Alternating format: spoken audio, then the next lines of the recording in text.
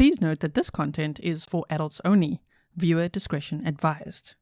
If you haven't yet, hit the subscribe, like, and share.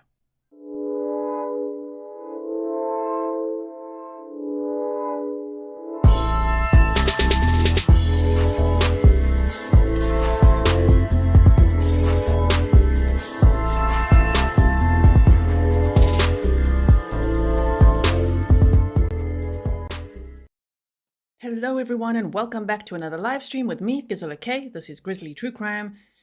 And we're back to listen to yet another police interview of Jen Soto. Yesterday we listened to the one from February 28th of 2024.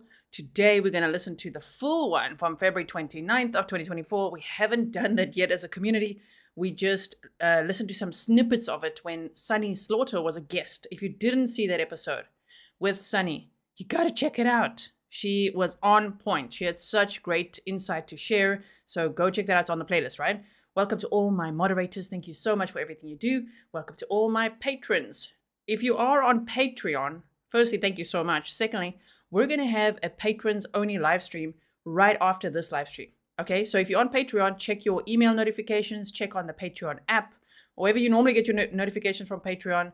You will find the link there. Don't share the link. It's just for you, and I will see you there afterwards, okay? Then, welcome to all my members, subscribers. Oh my goodness, you guys, there's a lot of new subscribers. We have like 15,000 new Grizzlies in the last few days. That's crazy. Welcome, everyone. I hope that you will get to know our community vibe and just watch all these cases with us. We deep dive so many cases. We do presentations, map time, documents, and all of that. And this one, oh my goodness, so much available because of the Sunshine State laws, right? So we've worked through so much content, documents, videos, the police video interviews, audio files, all sorts of things. So if you missed any of that, as I say, it's on the playlist. All right, everyone. Hi, Grizzly Cat. Hello, everyone. Carrie said, dang, I've been here 1.5 years. Oh, my goodness. Thank you so much. So what I've got here is the no commentary version is posted in the description box. So if you don't like commentary, go to the description box and click there, okay? You can watch it without my commentary. And then if you're a content creator and you would like to use this to make your own commentary, it's in the description box, okay? Rachel, boys, thank you so, so much. I really appreciate that.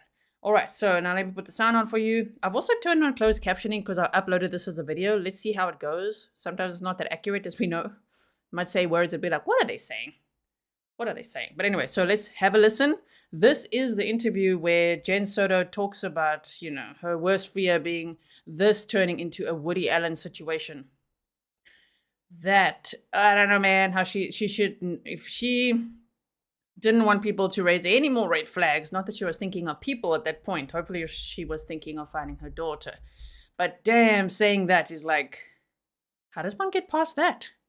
She introduced that as a statement. So anyway, we'll get to that, okay? So here we go. All right, the date is February 29, 2024. Time is 5:09 p.m. We are at 4012 Santa Maria Drive. In reference to case number 24001809. It's myself, Detective Morris, Detective Smallwood, and Jennifer Soto. So, to give you a little bit of what's happening now. You see it says Soto. Jennifer Soto. So let me know if you want me to keep the closed captioning on. You've also got it. Also, lastly, I'm going to be on Court TV at 9 p.m. Eastern Time today. I was on yesterday for the full hour. Oh my goodness, the honor. And I'm going to be on again today for the full hour. And we're going to talk about Stephan Sterns, okay? So you can go to courttv.com, the website, and watch live there. If you're not American, you got to turn on a VPN, okay? A virtual private network in order to be able to watch. If you don't have that, don't worry. They normally upload it to Court TV's website and to YouTube a day or two later or so. Thank you, RD. So it's 1 hour, 26 minutes that we're going to listen to, okay? And I've got some clues on top there. Maddie last seen February 26th. Stephan arrested February 28th. Maddie's body was found on March 1st, okay? There's a few other additional pieces of evidence that we're collecting at the time. Okay. Some of that evidence came from Stephan's phone. Okay. Some of the pictures that were on the phone. Okay. That we've identified belonging to Maddie as well. So clothing that she was wearing, that sort of stuff, okay. That's what we're collecting. Okay. Okay? We will leave you an evidence sheet to let you know what we took. Everything that we've taken from the house is in an evidence sheet that's going to be left here for you. Okay. It may take them a little bit because what they do is they take a picture of it, they collect it, go to the next one, take a picture of it, collect it. So it'll be a little bit, but it shouldn't be too long. Okay, so we spoke yesterday, and we've got a little bit more information since the last time we spoke. Last night, I guess it would be. So I'm going to ask you to go through this again. Monday morning, when you were asleep, Stephan and Maddie were upstairs, and she's going to school. Run me through that morning again. How, like, you mentioned something about you hearing noises, and then you woke up. So how exactly did that go down? Monday morning, I was woken up by Stephan Sterns coming into my bedroom to try to put the leash on the dog. He was saying, "Here, puppy, let's go," and trying to leash him up. I got up off the bed at that moment because my dog has a tendency to pee a little bit when you're too direct and you put a leash on him. Mm-hmm. I just want to check, is the sound okay? Can you guys hear it well? My right ear is a little bit deaf today. Don't know why. Got some of that tinnitus going on. So yes, this is audio only. For anyone wondering, we're back to audio only. You know why? Because there's only 2 videos available so far from the authorities. One is the Jennifer Soto March 1st police video interview that we've watched, and I've offered you a no commentary version. And 2 was the Stephan Sterns police interview the video interview on February 28th. Okay, so it's audio only. All right. Irene, thank you so much. All right. You have to like talk to him nicely and yeah. He got the leash on the dog and told me, "Okay, don't worry about it. Just go back to sleep." And I said, "Okay." So I went back to sleep.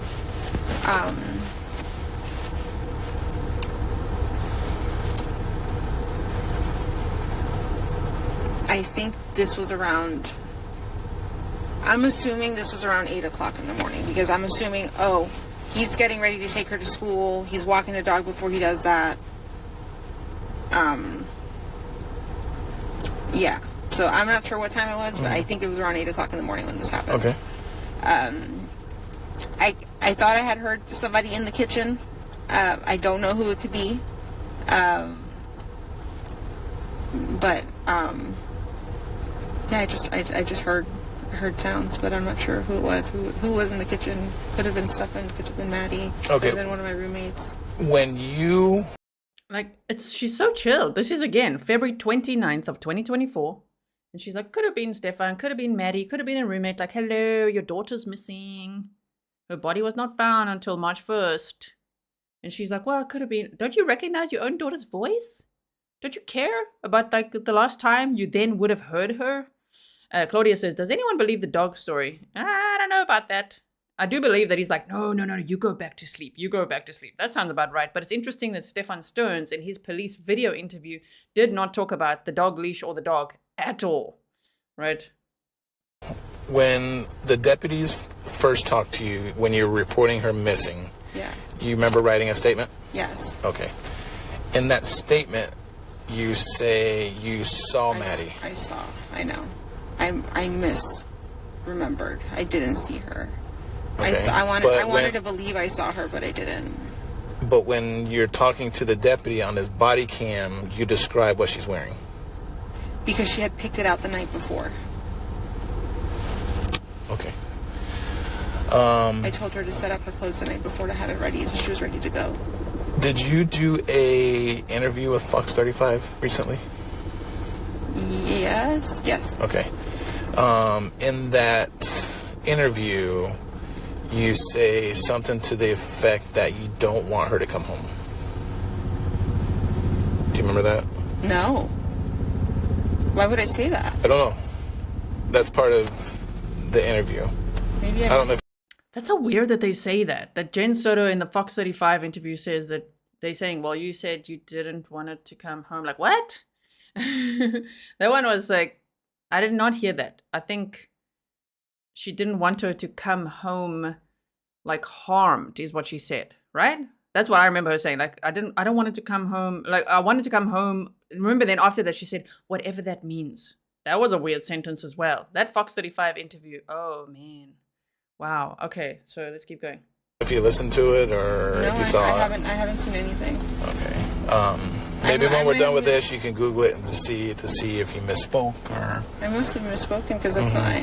I remember calling, asking her to come home. Please come home. We miss you. I want you here. Like, please be safe.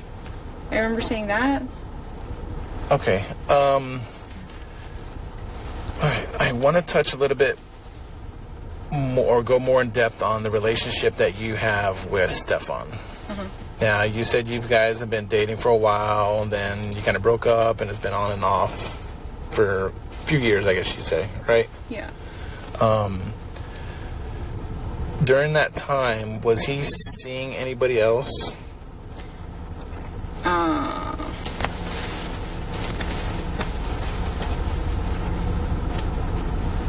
I was told at one point sometime last year that, hey, the girl I was hanging out with, one of my coworkers I was hanging out with outside of work, who I said I was hanging out with, I was really having sex with her. Because I asked him, like, did you have sex with her? Like, because you told me you were just hanging out. Did you have sex with her? And he admitted that he did. I think her name is Marielle, but I'm not sure what her last name would be. Okay. Now, the relationship that you have with Stephan, you told me that you haven't had sex in a while. Yeah. When you guys were together and intimate with each other, it is maybe a little uncomfortable, but it's something that we have to discuss, is when you guys were intimate with each other, a lot of people call it vanilla sex. Some people call it, whatever kind of sex you want to call it. How would you describe you and Stephan when you guys were intimate? Pretty vanilla. I would say just missionary and oral. But nothing more than that. Missionary. Okay. Has he ever asked you to perform a certain way or anything that you think would be out of the ordinary? He's I want to say he's joked around about wanting anal sex. And like, yeah, we should do that. We should try that. And I'm like, absolutely not. No. To me, his penis is... Whoa. Trigger warning. She's going to talk about his penis now. Okay. So, if you guys are confused, if you feel like, I've heard this, don't worry, I feel like that too. With every interview we hear of Jen's, I'm like, have we heard this before? But now the thing is, we as a community have never gone over this full interview before. So I'm pretty sure in the last few weeks, you may have heard it elsewhere. If you haven't, and this is your first time, great. If you've heard it elsewhere, please bring your insight, your thoughts. This is probably like the fourth time that I'm hearing this myself. So we're going through it chronologically now, right? February 28th. We did that yesterday. Today we're doing February 29th. We've never discussed this in full. Listen to the whole thing together. This will go on the playlist as the full February 29th, 2024 interview. Okay? But just know that whatever we listen to, you're going to ask yourself, have I heard this before? Because I do it all the time. I'm like, oh, no, that's new. That's new. Even when I receive new files, I'm like, but is it the same? No, it's just the same script. Jennifer Soto really sticks to the same, I'm going to say script. I'm speculating script. Oh, I said, I'm going to say. You see, I've listened to her way too much. I just said what she said. I'm going to say. Okay, stop that. Get it out of my vocab. It's like, it sounds, I'm speculating it's a script because it's just like, okay, so then this and this, and they got up and they went to school. They were going to go to McDonald's. That whole story, she says it the same way just about every single time that you might find yourself going, is this like deja vu? Or have I heard this before? Okay, so we're listening to this for the very first time in this community together, okay? So Kylie said, are you still speculating? Well, no, I was speculating in that episode, but let's see what you say. Are you still speculating on where it took place based on the crock left in the master? After all the new interviews, I think we have more evidence to suggest that's what happened. You mean, okay, so if you guys don't know what Kylie's asking, we did scenario 1, 2, 3. I broke down many scenarios, 3 or more. We then did a few others of where this could have really taken place based on evidence in the home, the photos, the documents and everything. So yeah, it still bugs me. It still bugs me a lot. There's still scenarios. mostly plausible. I think Occam's razor would be that it happened upstairs in bedroom number 4, but you just never know. If you missed that episode, go check it out. Now, I'm not going to interrupt too much. Let's keep going. Average size, but thick, and it hurts. So I don't want, even normal sex hurt to me, so I just didn't want to do it anymore, honestly. Okay. Nothing other than that you think would be out of the ordinary? No. Okay.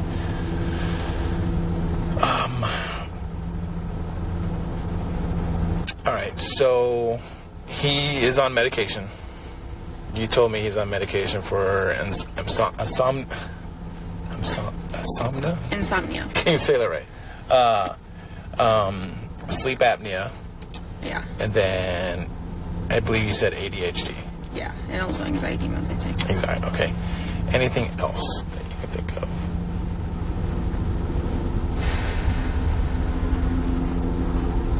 He did have, I think, a vial of, I'm not sure if it was Viagra or Cialis, but one or the other.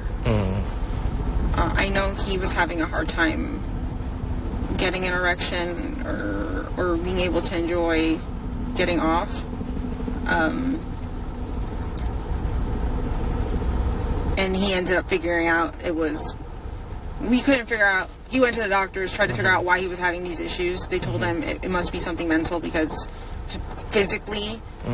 They were right. It must be something mental. Yeah, he likes children. How sickening is that? Now, in hindsight, when you think about all the content he had on his phone, just thousands of photos, the charges that he's facing. I mean, he's facing the death penalty for all those CSAM charges and the murder charge. All of that, the dating sites that he was on, all the things that we know that he was up to. Okay, like, wow. So it's like, yeah, the doctor said it must be mental. And we'd also read in that 896-page document from the district attorney's office that one of the roommates said, I know there's an interview out there as well, but we'd read it before here together, that a roommate said that the same thing. He struggled to get an erection unless he asked her this one time to lie on her stomach and she said kind of like she was dead. And then he was okay. And I'm like, oh my goodness, that is very scary. So his body's fine, should be acting normal. Okay. But we found out it was a side effect due to the Adderall medication he was on, that he was not able to enjoy himself sexually. Once he got off Adderall for a while and was able to enjoy himself again, I think there was no need for the Cialis or anything like that. Okay. Would he ever talk to you about what kind of porn he liked watching or anything like that? No. Okay. Have you ever, quote unquote, watched porn with him or anything like that? No. Okay. All right, now Maddie, what medication did she take? She was on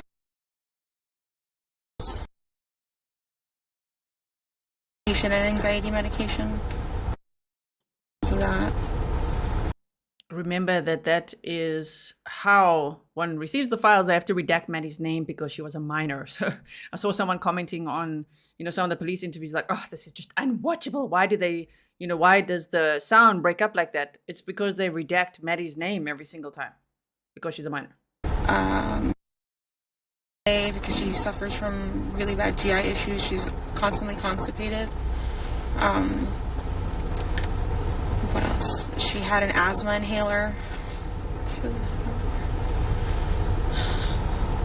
She had an asthma inhaler. Why is she crying there? Isn't that interesting? When they, on the body cam, when they were reporting Maddie missing, and like, does she have any, medical, challenges that we need to know about? Anything? Oh, medication. They mentioned medication, ADHD, all of that, but they never said that she needs her inhaler. That still shocks me today because that would be if Maddie was suffering from panic attacks at school and now she's missing and may have run off into the woods, one would think she'd need her inhaler.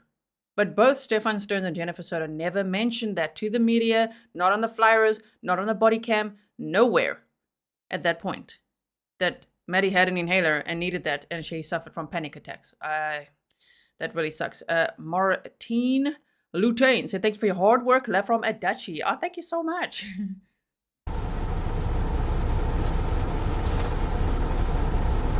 I can't think of any other meds she was on.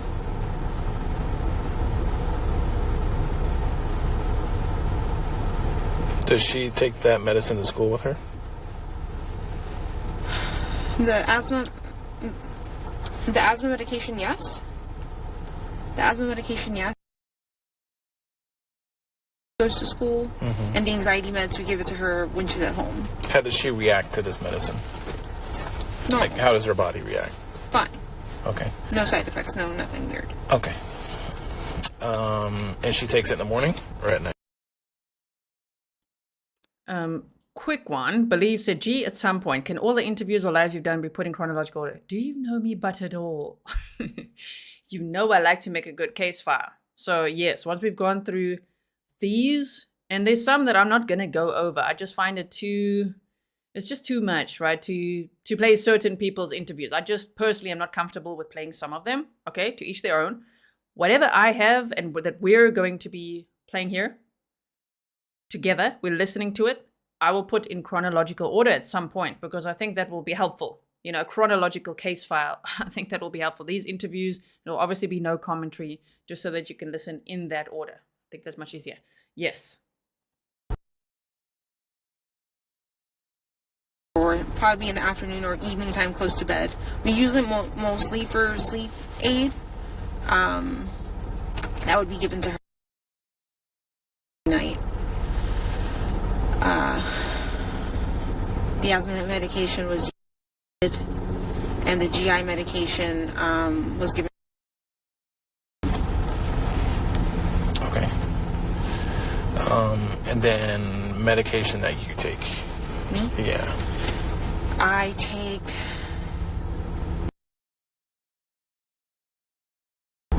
brand name for bipolar medication. I take anxiety medication. I'm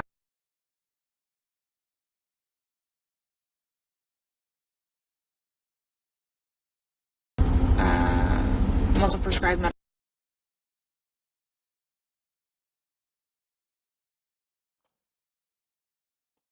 Of course, at this point it was redacted. I tried to just narrow the redacted portions just so it's not so long, but it's still there so that you can hear it is redacted.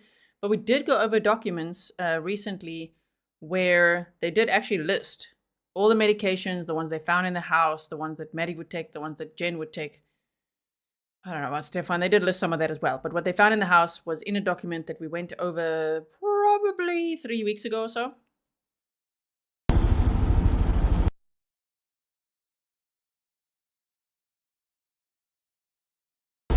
I had gastric sleeve surgery a few years ago, so I'm vitamin deficient, so they give me some high doses of medications to keep my vitamins balanced. I think that's it. Okay.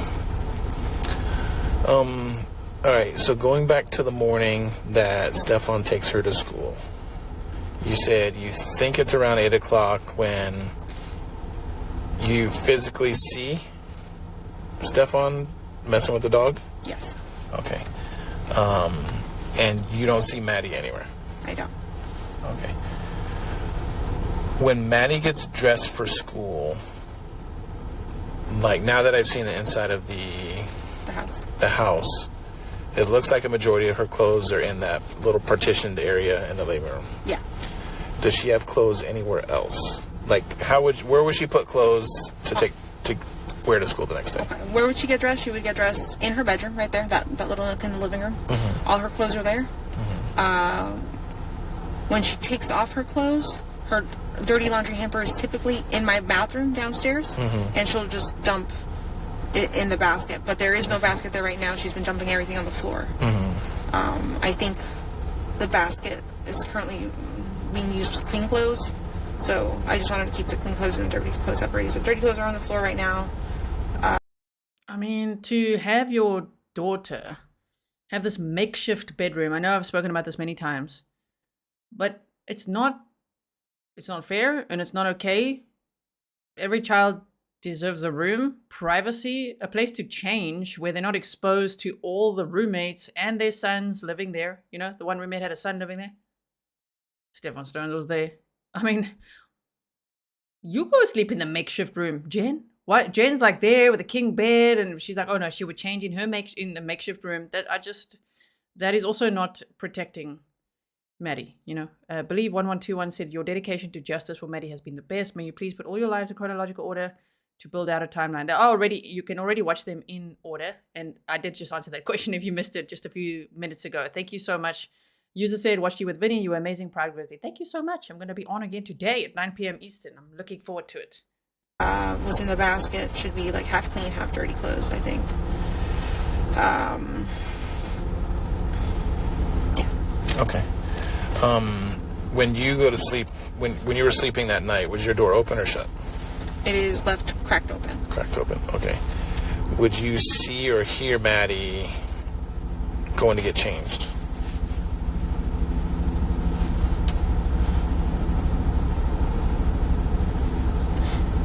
I would say yes, but if I weren't deep asleep, and I think I was deep asleep because I didn't hear anything until Stephan came and woke me up to try to get the dog. Okay, so he woke you up to help with the dog? Yeah. Okay, so you didn't hear tussling around or wrestling around in the kitchen that made you wake up to go help? No. It was him. He came directly into my room and grabbed the dog, and I got up. I shot up to try to help him. It was until later that after that is when I heard rustling in the kitchen. Okay. She also describes the kitchen activities in different ways, and that was interesting where they talked about, you know, whatever they're referring to is in the kitchen, you know, like what was going on in the kitchen. She heard noises in the kitchen. In some interview, she said she heard them like somebody closing cupboards, like opening, closing cupboard doors. Like, okay. But also now she says she shot up, like she got up and helped with the dog. She didn't though. In other interviews, he said, no, don't worry, I've got this. You go back to sleep. And she's like, okay. So, because I think she would do anything for a nap. I mean, we do love naps, but damn, Jen loves sleep. I think more than anyone I've ever heard, right? So, yeah, unfortunately, neglect is the doorway it can open the doorway to predators, right? So, Charm Girl said, it's been a while. Thank you so much for being here. So, he takes the dog out, took a potty or whatever it may be, and he comes back inside. Do you see him when he comes back inside?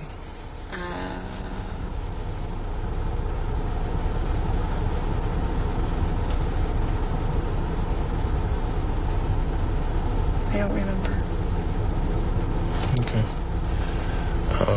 Do you remember him leaving, saying bye to you or anything like that when he's taking Maddie to school? I don't think so. I think at this point I was already back deep asleep. Okay. I'm pretty sure when he went to walk the dog and left, I fell right back asleep immediately. Okay. Now, you go back to sleep. You wake up because you have a doctor appointment to go get blood drawn or something like that. Yeah. And you told me your appointment was around 10 or something like that? 9, 10? Yeah, I'll tell you right now. I think it was 10:15.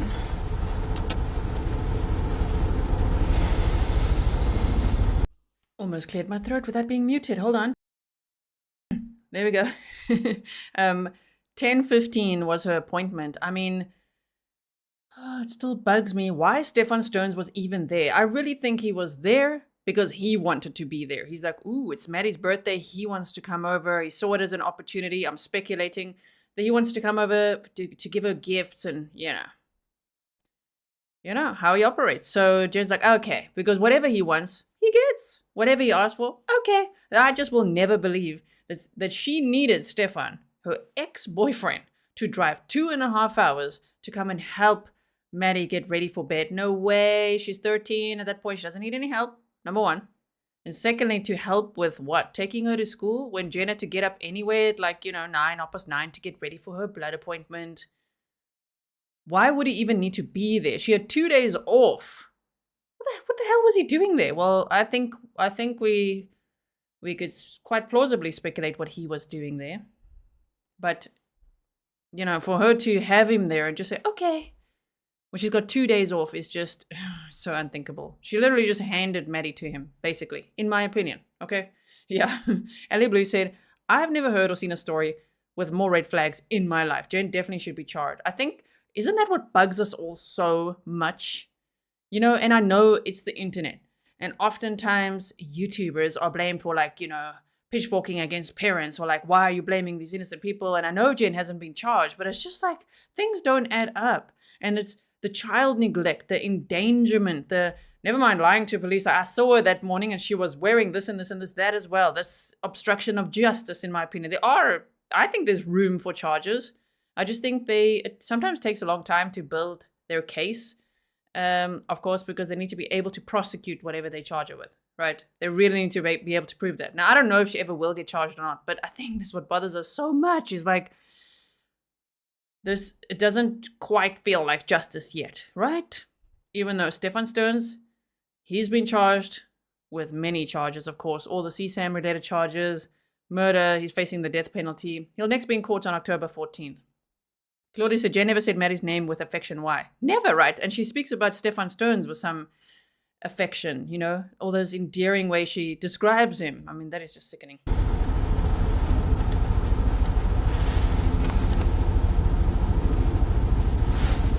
Yes, it was at 10:15. Okay. So you go to this appointment, and on your way back, did you talk to Stephan on the phone at all?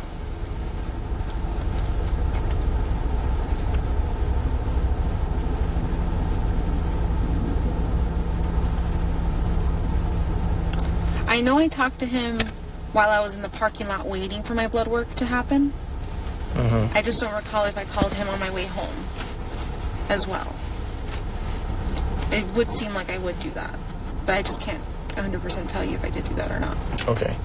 At what time did you and him meet back up here?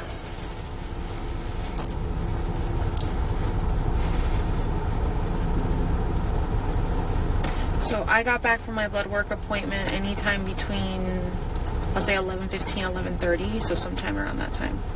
And was he already here? Yes. Okay. What did you guys talk about when you got home?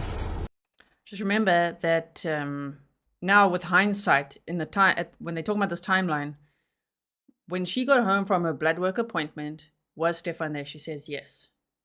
Do you know that Maddie's body was in the trunk of his dad's car while he was there at the apartment? Because he'd gone to a vacation club headquarters building, which is also so hectic too. How did he gain access? Is it just one of those you could just drive in? And he went to the second level, and then he moved Maddie's body from the passenger seat to the trunk. That is so crazy. He did that at 9:40 in the morning. Drove around a bit, meandered, as he likes to say, and then he went home, like home to Jen's home. So Maddie's body was in the trunk while him and Jen were chit-chatting. So everything you hear her say now, just keep that in mind. I mean, that is a scary thought. What happened this morning? What did he say? What happened this morning? He's like, we had a good morning. We made really good time. Maddie got ready super quick. We were out the doors super quickly. I was super impressed with our time. I tried convincing Maddie to go have McDonald's breakfast a few times, but she changed her mind and decided she didn't want to. She just wanted to sleep in the car.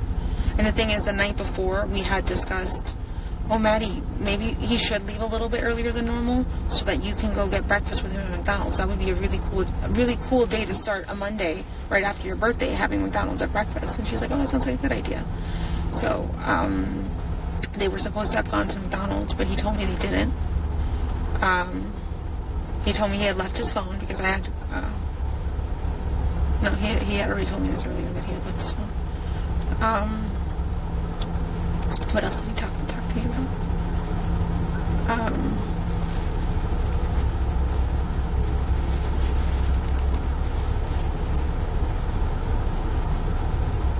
We sat in my room for a while, hung out.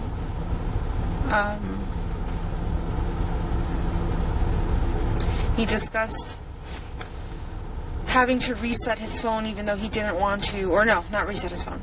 He discussed needing to update his phone because he's been avoiding an update for so long. But I think it's time to do it. And I said, just do it. Stop avoiding it. Just do it. And he started the update. And then through the update, he's like, oh my God, I don't know what button I pressed, but I just factory erased my entire phone. And I said, that was stupid. How'd you manage to do that? He goes, I don't know. I wasn't paying attention and I just clicked the button and it happened. And I said, oh, okay. That's unfortunate. Or did he tell you he meant to reset his phone? No, he didn't tell me he meant to reset his phone. He acted like and said that it was an accident. Did you find that odd? Of course I find that fucking odd. That's suspicious as hell. That... Have you ever reset any kind of phone? Me? I have no idea how to do that now. Okay, have you ever had to do an update on a phone? I think so. On these phones, yeah. Sometimes it will ask me to just continue on with the update. And do I remember it ever asking me to erase? No. Got it. Okay. But he's got a Samsung. Do I remember it ever asking me to erase? No. She's got some interesting words. And she's like, do it. You do that reset. And maybe it's true. Maybe that's what she said. When he's sitting there like the dumbass he is and just being like, ooh, I'm going to update my phone. I mean, why is he even announcing that? I mean, if I were her, I'd be like, so why are you telling me that? Why are you announcing that I'm going to reset my phone now? Just do it. So anyway, so she's like, yeah, do it. Anyway, then he factory reset his phone thinking, I'm going to say the word dumbass again, like a dumbass, thinking, oh, wow, now all the evidence is cleared. Clearly, he's never watched true crime in his life. We do like dumb criminals. But he also did it again later around midnight. He factory reset his phone twice. So when you watch, we watch it together already, but if you haven't seen it and you go rewatch it or whatever it is, the police video interview of Stephan Sterns. Oh, man. When they show him, well, they tell him, well, there's pictures on your phone and we've seen him. Yeah, we know what you did. Like his face. Because I think he really thought, he was anxious to get his phone back, but I think he really thought, hopefully that factory reset worked. It didn't, right? Okay. I have Apple, so I don't know if there is a difference or not. So. All right, now that you mentioned phones, so Maddie had a phone. Yeah. And explain to me what her attachment is to her phone. Her phone is her lifeline. That's how she talks to all of her friends. That's how she talks to any of us. She's constantly on video chat with her best friend or talking to them or playing video games with them. But she's on her phone pretty often. What exactly would you like to know about her phone? So,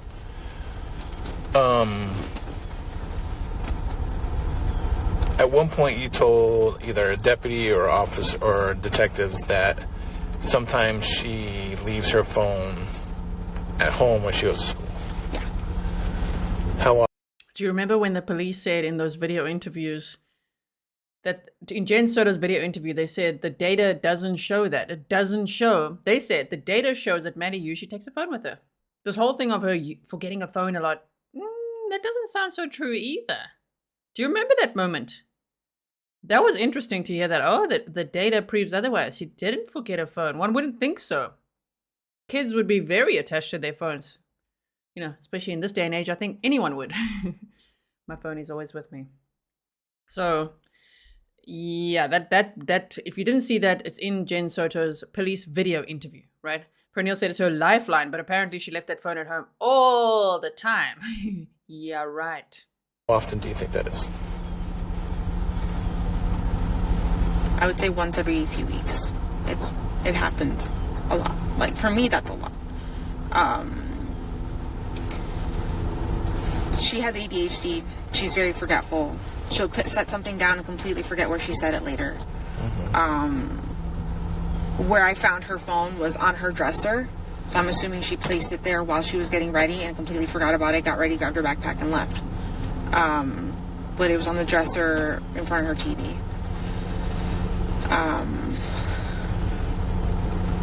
But for me, that's a normal thing for her to forget her phone. Now, when she went, do you remember what time she went to bed on Sunday? I sent them to bed around 11 o'clock. Okay. Did you see him or her anytime after that other than in the morning? Or talk to them? Either via text or yell through the walls or...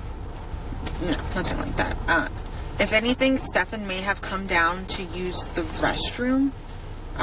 Why wouldn't he use the restroom upstairs? Because our roommate does not like sharing. Our roommate does not like sharing bathrooms with men, and she asked that we don't use that bathroom, or that he doesn't use that bathroom specifically. So we've respected her wishes, and he's been using my bathroom this whole time. Okay. Were you supposed to work Monday? No, I was off. Okay. What about Tuesday? Off. Wednesday, I was supposed to work. And you told me you work at the front desk at Coronado Springs at Disney. Yes. How long have you worked there? Less than a week. Okay. Did you work anywhere prior to that? I was a substitute teacher for Kelly Education. And how long did you do that? Maybe a month or two. Not very long. And then before that, I've been unemployed. I've been living off disability, essentially. I'm disabled. Okay. Why are you disabled? From what? We'll listen now. But a little bit of substitute teaching. She talks about it like a month or two. Only worked at this new job about a week. So you're telling me that she was home most of the time? When all this abuse was happening? That's what's so freaking scary, right? Jill says, which video you put out? So the Stephan Sterns police video interview. That one. If you watch that, how they interviewed him, it's the only video we have of Stephan Sterns where the police are interviewing him. That was quite a moment. Barb said, I can't risk it. And Woody Allen comment sealed it. For me as well. Wow, those comments, those two comments, those are the reddest flags, right? I mean, there's so many, but those are bad. I have a bunch of things. Primarily PTSD. From what?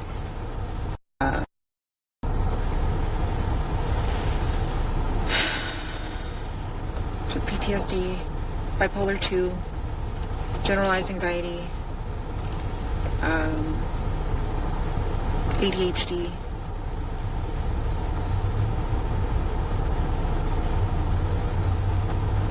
I think that's pretty much it with my psychiatric stuff. Okay, if you don't mind me asking, what happened with... I went on a date with a guy I had met. Was this before Stephan, or...? Yeah, this was before Okay. Stephan. This was way before. It was a few years before Stephan. Or maybe the year before Stephan.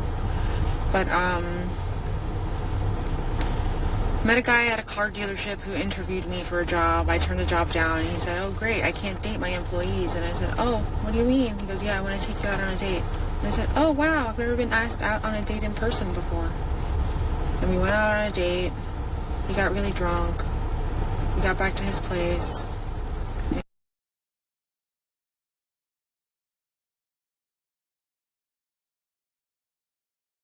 Redacted.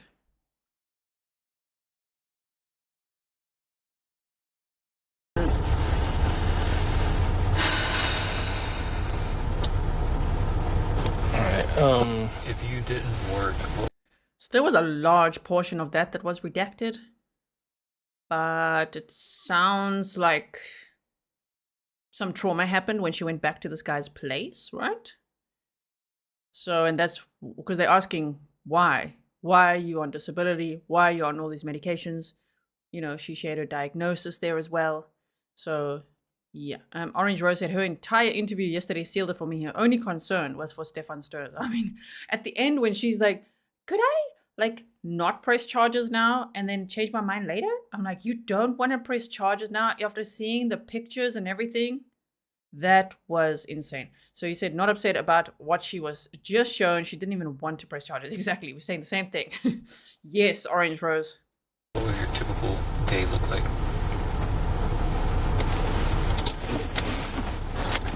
My entire day was focused around Maddie. On a normal basis? Mm-hmm. Okay. I would wake up first thing in the morning, make sure she was ready, make her breakfast, get her backpack and water bottle ready. If she's taking lunch, get her some lunch ready. This is me doing this while she's getting ready. Walk the dog, come back, make sure she takes all her medications before school, take her to school, come back. I typically have a bunch of doctor's appointments to go to often, so I'm either at doctor's appointments. If I'm not at doctor's appointments, I'm just here at home, probably napping, resting, just waiting until it's time to pick her up from school again. She was my entire life. Everything I did was, my everyday was for her. I don't believe that. Do you believe that? And if you're not familiar with this case, you haven't been following it closely, you might feel that that's a hurtful comment. Like, why would you not believe that she's a mom? Her whole world was her daughter. No, you got to listen to all of it. No, it really just wasn't. I think her whole world was about her. And the second priority was Stephan Sterns. The third priority was the dog. The fourth priority was Maddie, maybe. You know, it seems like she just wanted to sleep a lot, and she wanted a permanent babysitter, which happened to be Stephan Sterns. That's my opinion. Okay, let me know what yours is. I'm a Grizzly said, I think they're asking a lot about her jobs, because like you said, this was happening to Maddie in the home, so Jennifer Soto would have been around. I mean, probably sleeping, but like in the home. And initially they stayed in the same room. She said they all slept in the same room, in the same bed. All of that is very scary to think about. Did Stephan know about your doctor appointment on Monday? Did you tell him what your plans were on Sunday?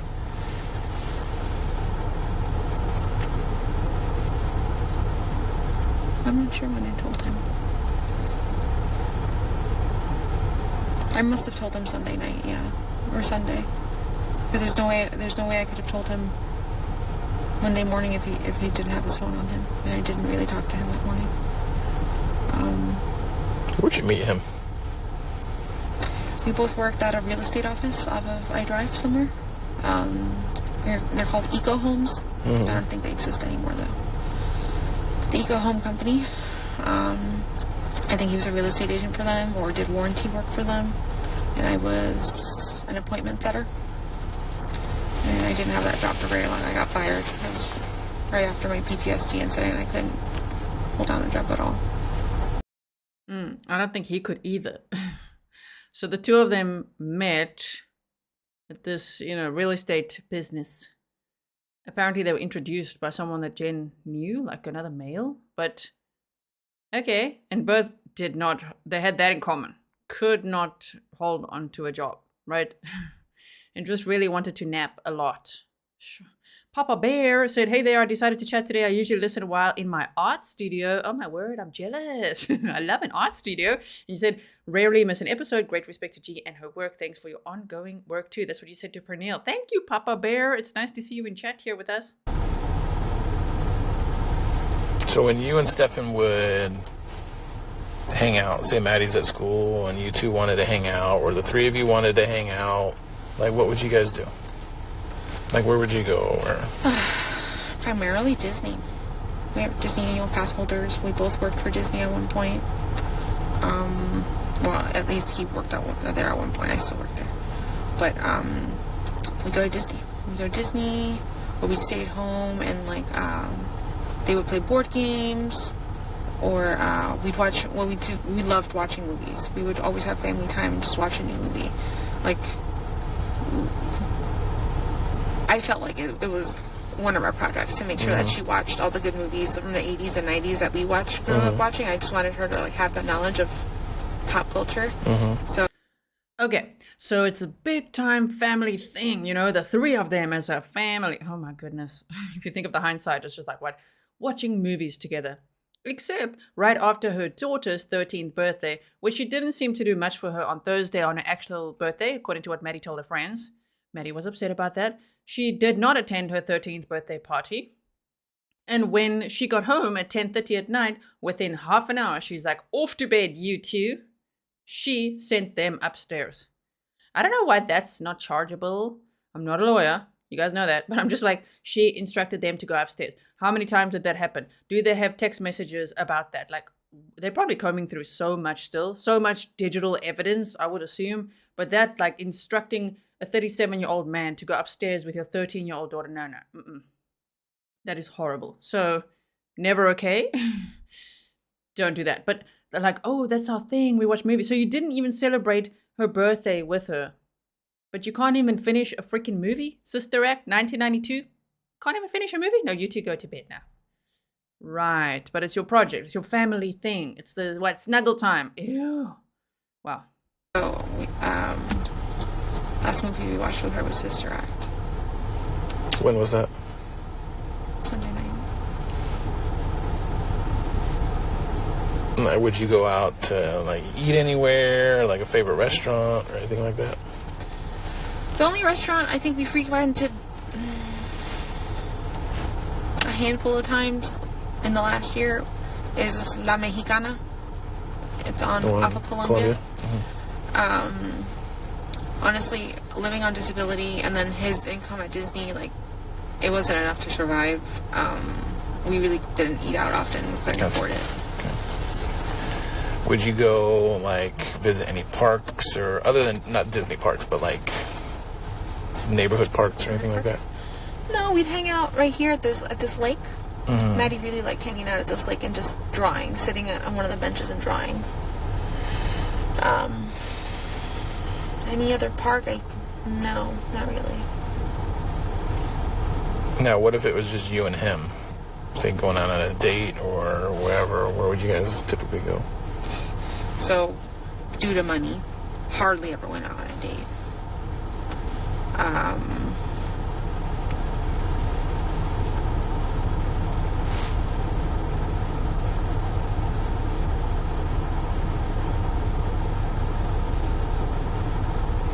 Shauna said, Gisela, I believe in my gut, right? I believe in my gut that she will be charged with something eventually, especially after what Vinny and the Tangents said today. I do love their podcast, Vinny Politan, that's on his channel, right? I was also there. I was also watching. And I also believe it. You know, I just think eventually she will be. These things take time. Now, if she never is, okay. I'm okay with being wrong, but I think she will be. I think at some point she will be. Can you imagine? We saw that detective in the police video interview, Detective O'Malley, grilling her, asking her everything that we could have wished, just about everything that we could have wished that he asked her. It was so well done, right? That detective work, oh my goodness. But imagine if we're frustrated, like how frustrated they must be. You know, we're all like, hello, what's happening? Where are the handcuffs? They must be like, yeah, this could take a lot of time. Because as I say, of course, they've got to, whatever they charge her with, they've got to be able to show that to a jury and be able to prosecute her, right? It can't just be like, oh, charge, and then how do you prove it? Prove what? They will be gathering all of that if there's anything together. I just wonder what evidence the phones have, right? Text messages, things like that. Tammy said, but she had a $350 Botox appointment. Yeah, that as well. Now, a lot of people tell me, a lot of people have emailed as well. Thank you all for your emails, by the way. I do read all my emails. I just don't have the capacity to respond to all of them purely because of time. Not because I don't want to. My priority is to bring you more content. So that's what I'm constantly working on, right? So a lot of people have emailed and said, but the Botox appointment could be for migraines. In South Africa, we say migraines, okay? Don't laugh at us. For migraines, it could be for that, or for like, I don't know, for someone said the other day for like excessive sweating or something. But still, I don't know if medical is going to cover that, health insurance.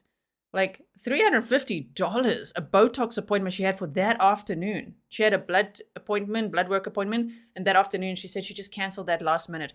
I also find that quite sus, really. You know, why did you cancel it last minute? Why? What time was the appointment? What time were you going to go there? Why'd you cancel it? What time did you cancel it? Where's that phone call?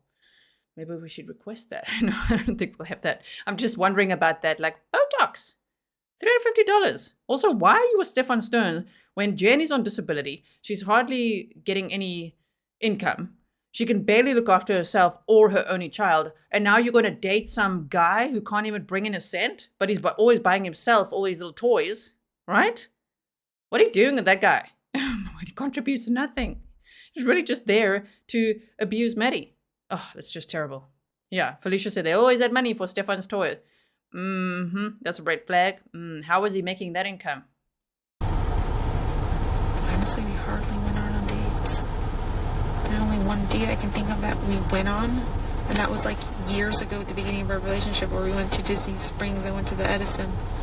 I don't think we've had many date nights, just him and me. It's always been the three of us doing something, going to dinner, going to Disney Springs.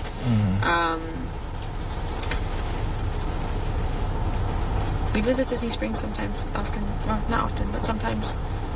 We really liked that restaurant, Deluxe Burger. Really good. Shane really enjoyed it there. Now, the dynamic between you three. I know you told me that sometimes you and her would sleep in the bed. Yeah. Pause. So now a lot of people are saying that you've had Botox for migraines. Your insurance did cover it. Of course, I'm from South Africa. I live in Switzerland, and the health insurance is very different, right? So countrywide, and even between South Africa, the Netherlands, and Switzerland, it's very different. So interesting to know that you say I got Botox for migraines and my copay is $450 4 times per year. That's interesting. But did Jen Soto ever mention severe headaches or migraines at all? Did you ever hear her mention it? Because she didn't. She's just like, oh, no, I had an appointment that I canceled. They're like, what appointment was that? She's like, Botox appointment? She didn't say, oh, it's Botox for migraines. She didn't explain herself, right? So that's also interesting. Scooter McBooter said, thank you, Grizzly, for your compassion and dignity with every case you cover. Thank you so much. I do put my whole heart and soul into it. So thank you for being here and supporting the work that I do. Okay, here we go. Sometimes the three of you would sleep in the bed, and then sometimes you would send him and her to a bedroom so you could get a good night's sleep. Yeah. How long has that been going on? Okay, so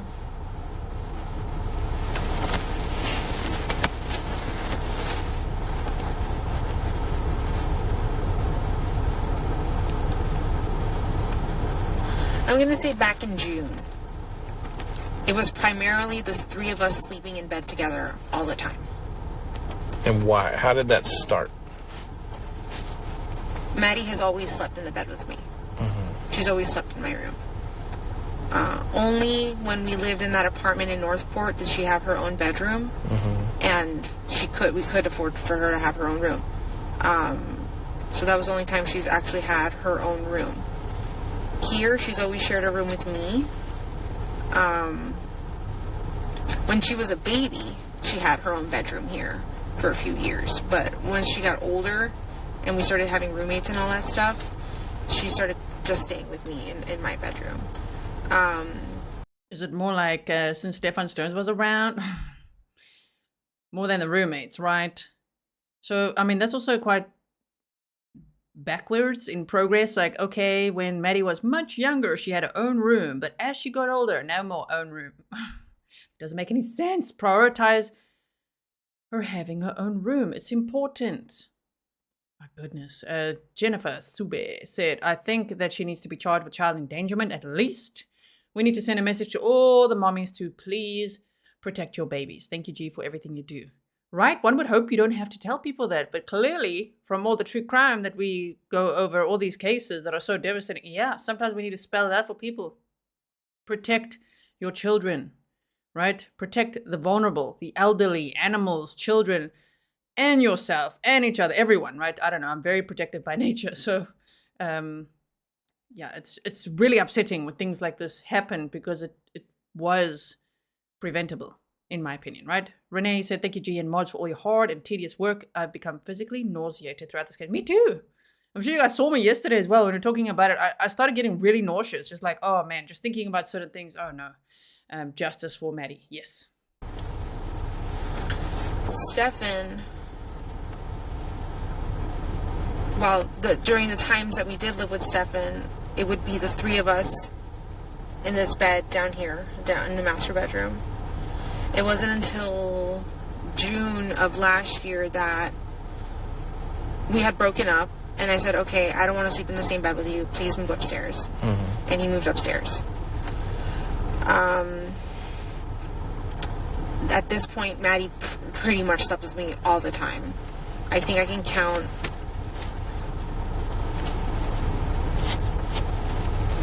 I think I can count maybe on one hand how many times she's gone upstairs to sleep with him. Okay, put your hands down, lady. I think I can count on one hand. Yeah, maybe one hand when she went alone upstairs with him. No hands should be counted for that, ever. She should have never, Stephan should have never been upstairs alone with your daughter, ever. And also this thing of like, well, she always slept with me. And how did you parent that? Did you help her? Did you say it's important for your own, independence to sleep in your own room? Oh yeah, she didn't have a room. How about you make her a room? Freaking Jen, I'm getting angry now. How about you give her a room? Clearly, room number 4 was Stephan's room. Give her a room. Give her a room for her 13th birthday. Wouldn't that have been so nice? Stephan, get your crap out. And Maddie, this is your room. Paint it. Make some effort. Put some balloons there. Spoil her. Love her. How about love her? Oh my word. Do we have to beg Jen Soto to love her own daughter? It's too late now, but you know what I mean? Oh my goodness. It's just like so upsetting. I'm alone because I wasn't comfortable with it. I was like, no, this it doesn't look right. Like, it just doesn't seem right. Like, I'm not comfortable with it. Maddie, you got to sleep with me. And I've told them that. But there were times that they begged for sleepovers, like, please, we just want to stay up late watching movies. And I would be too tired to stay up late, so I would say, fine, go ahead and do it. But just this once, like... When did you start becoming comfortable with it? I'm going to roll my eyes all over again. Just like they begged.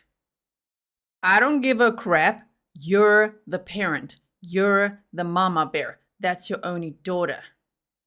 Your child doesn't know that this is now not normal, clearly, right? You know what I mean? Like, you're the parent, Jen. Like, if you're like, no, they begged me to go upstairs and watch movies. Nah, I think Stephan begged you, and you let him get away with whatever he wanted. She even said, I just let him basically do what he wanted. So I think it was that man-child in the house being like, please, can we watch movies? Please. My goodness. Just like, no, they begged so I could just count on one hand when, and it's fine because I didn't want to stay up late. Then the answer is no. No movies. It's late. Stephan, get your ass out of here. You go upstairs. Maddie, you're staying here with me. Protect your daughter. This is a good lesson. This whole case is just like, oh man, we could spell so many things out, right? Wow. Yeah, and it's like, Jen, you should have gave Maddie the bedroom and you sleep in the living room. Exactly.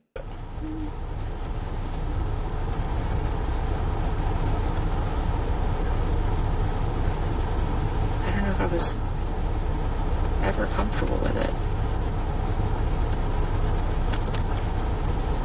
Wait. We're getting to big moments here. We got to talk about the Botox quickly again. Amber Rua said, if insurance covered it, she would have gone. Jen stated she canceled due to the $350 price. You're so right. Right, Amber? Jen said she canceled because it was too expensive. She decided last minute she's not going to pay that. That's sus. But you told them to go Sunday night to go sleep together. I did. That was a selfish move on my part. It's because I wanted a good night's sleep. I didn't want her kicking me or rolling into me or waking me up. Or to hear her alarm so that it woke me up. I wanted to keep sleeping until I needed to sleep. Because I just had not, with my training schedule, I have not had a good night's sleep.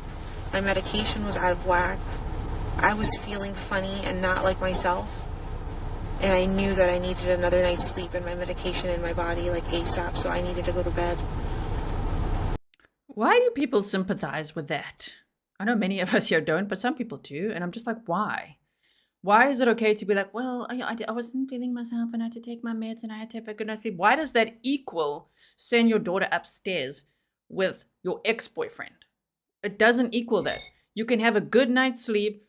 Screw it. If that alarm is going to wake you in the morning, you're the mother. Maddie was your responsibility. She can't just check out from her responsibilities and then pretend to be this little victim the whole time. Victim mode is so dangerous if you're just like stuck in that adult time. Be a survivor. You survived a lot. I'm sure Jane survived a lot in her life.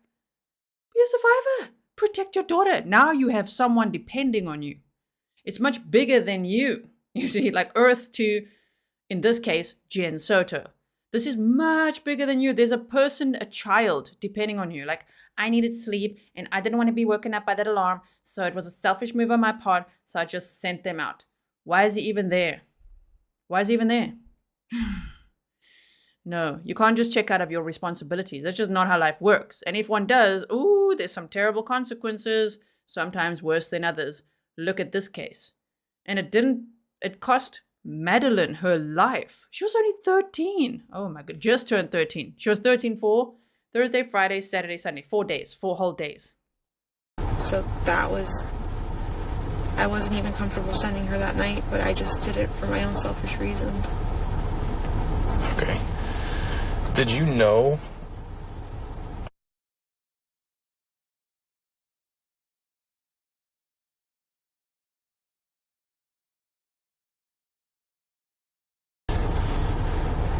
He's never said anything to you or anything about it. If anything, I've always told him that my biggest fear is that this would turn into a Woody Allen situation where the stepdaughter or the dad grooms the child and the child turns 18 and ends up running away with him. I told him, like, that was my biggest fear and I don't ever want that happening. Like, you can't do that to me. Like, why would you say that to him? Because I never trusted. I grew up being told never trust a man. My mom put that in my... If you guys have never heard that line, how do you feel now? How do you feel about that? The Woody Allen comment, like, I always told Stephan that my worst fear was this turning into a Woody Allen situation. If you don't know the Woody Allen situation, so there was a lady, Mia, and her husband who adopted a bunch of kids. Then Mia was in a relationship with Woody Allen.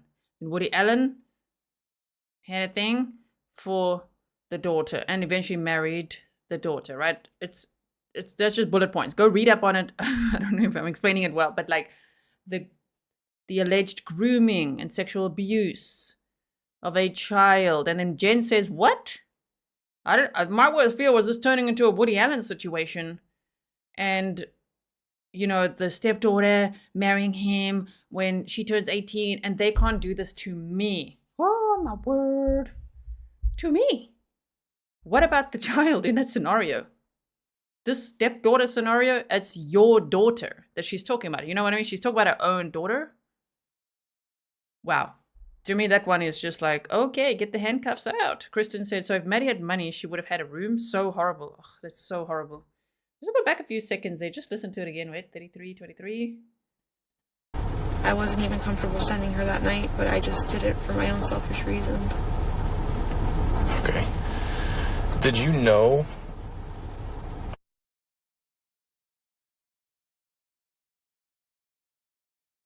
So we're going to listen to that Woody Allen comment one more time. Listen carefully how she says it. It is so shocking. And she probably saw that HBO documentary that came out in 2010 or 2011. I don't know if that's, you know, I don't know why she brought it up. She brought it up. They didn't even introduce this.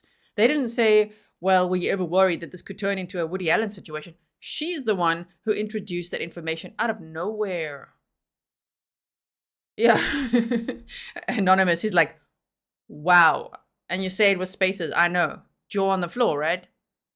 Like, Audrey says she slipped up when she said Woody Allen's situation. No one says that.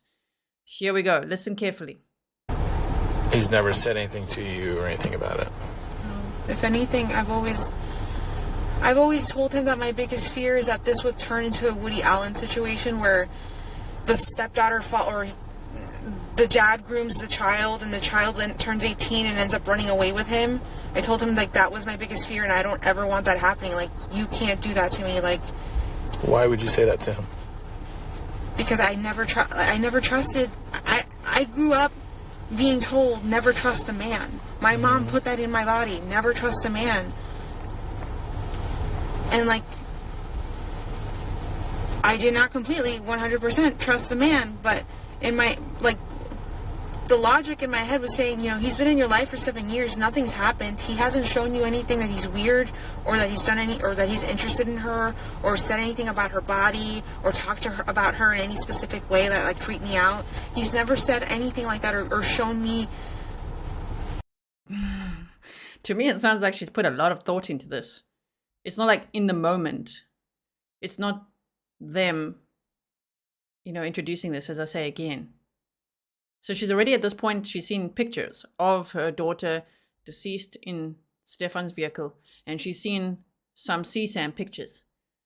But like, the way she talks about it is as if she thought about it for quite some time, right?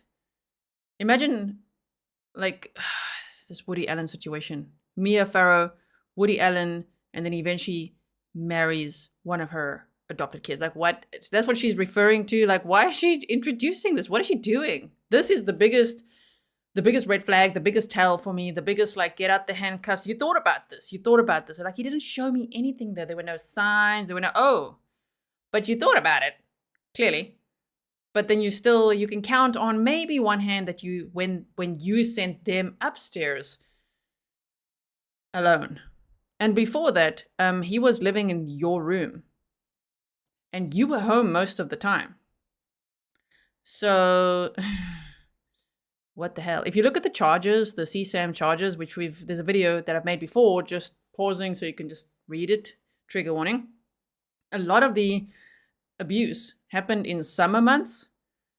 So the first one that they documented was June 19th of 2019. And then July 2nd of 2019, July 12th of 2019, July 22nd of 2019. This is the evidence on his phone, right? Then after that, March 2022, and then July 2022, and August of 2022, and then June of 2023. But June of 2023, on the 14th, 17th, 19th, 23rd, 26th, 29th, didn't he move upstairs in June of 2023? Isn't that what she said? Well, that's 6 times I can count. That's more than one hand already. Where he probably took Maddie, a child, upstairs. My goodness. How do I say your name? Svanhild Dot Mads begged for a sleepover with that parasite. Right? Any of those signs, so I thought I could trust him, that he was safe, that he was a good guy, and that he was taking care of my baby and loved her the way I loved her, but I was wrong. Yes, because you may think he was whatever. I know. Oh my goodness. Yeah, Pernille says, and they hadn't been intimate since, I think she said December 22, right? So even if we go to that, since 22, yeah, it's mostly June. But that's just the evidence on his phone. I mean, imagine them. I don't even know how much other evidence they may have found in the meantime. Wow. Okay.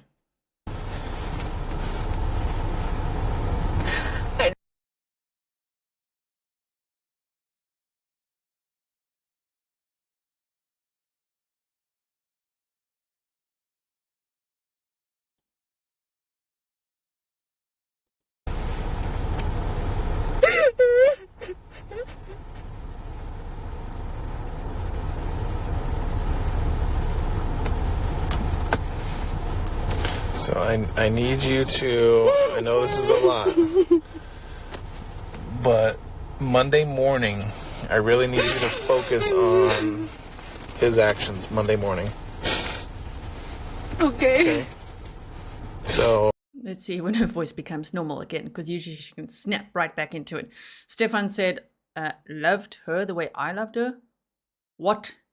I mean, should we spell that one out too? No. Some boyfriend. It's just, you just can't, I mean, Stephan Sterns, your ex-boyfriend, and you're like, I thought he loved her the way I loved her. No. You're the mama bear. That's your flesh and blood. That's your child.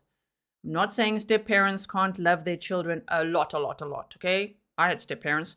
So what I'm saying is, though, Jen saying, I thought that he loved her the way I loved her. Well, that's an assumption. That's a terrible assumption. What did he do for Maddie? How did he contribute? You know, did he contribute to the income of the household? Did he do any chores? Did he take her to school? What did he do for her? Yeah, no, they know. And if she's like, the way that I loved her, yeah, actually probably. And that's the problem. Yeah, you two probably loved her the same way, and that's the problem. Meaning not at all. Stephan treated her like an object. Jen treated her like a non-event, just like someone in the background, a background character. And she's not a background. She was never a background character. Like, she's a little girl. You know, she just turned 13. She literally had a whole life ahead of her. My goodness. D. Truck says, notice she's more concerned about Maddie turning 18 and running away with Stephan Sterns rather than the grooming preceding that. Exactly. She's more worried about that being like, I don't want to be abandoned by them running off, basically, into the sunset without me. They can't do that to me. Is she not able to put herself in other people's shoes or what? You know? Especially a child. Oh, you go to help him with the dog. Okay.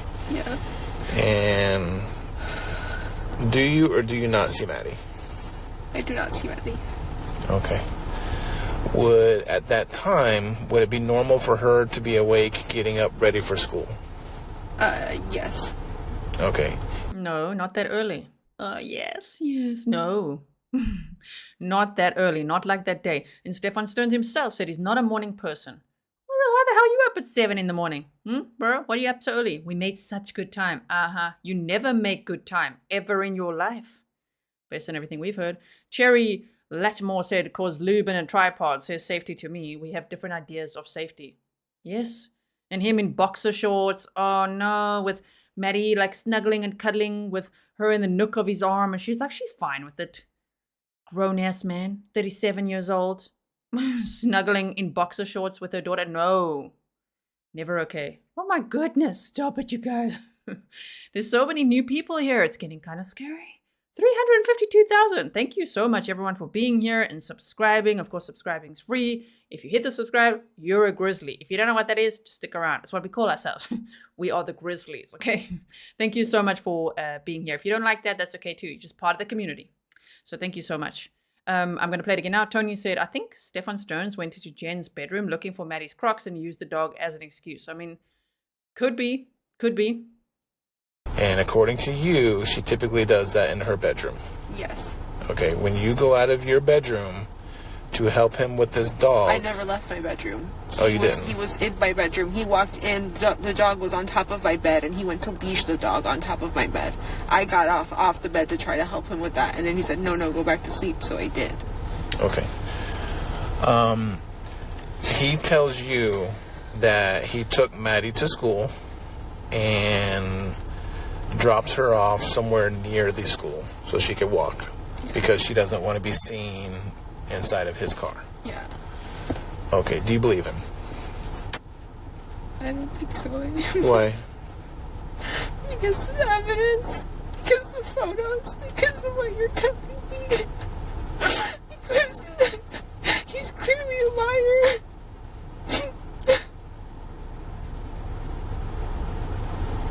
I want to hope my daughter's alive and out there and that she was taken. I don't. Even that sentence, man. I want to hope my daughter is alive and that she was taken. No, you don't want to hope that she was taken. I know what she means in the context, but no, you don't want to hope that.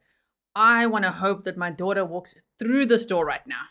I want to hope that I can hold my daughter again. Not like, I want to hope that my daughter's out there and she was taken. No one hopes that ever. Don't say those words. She says a lot of weird words. A lot of weird sentences there. That's just like, wow, the language.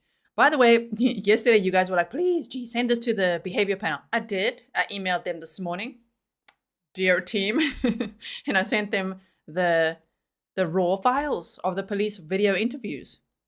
Let's hope they cover it. I really hope they do. Okay, let's just go back a few seconds there. Because of the evidence, because of the photos, because of what you're telling me. Because he's clearly a liar.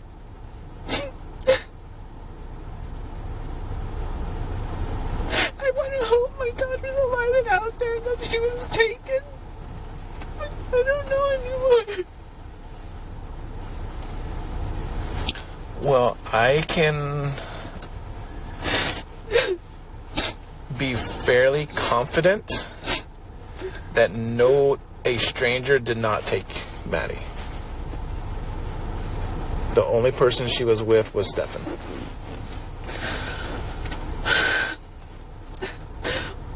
Why would he go to Northport? I don't know. I don't know what's in Northport other than his parents.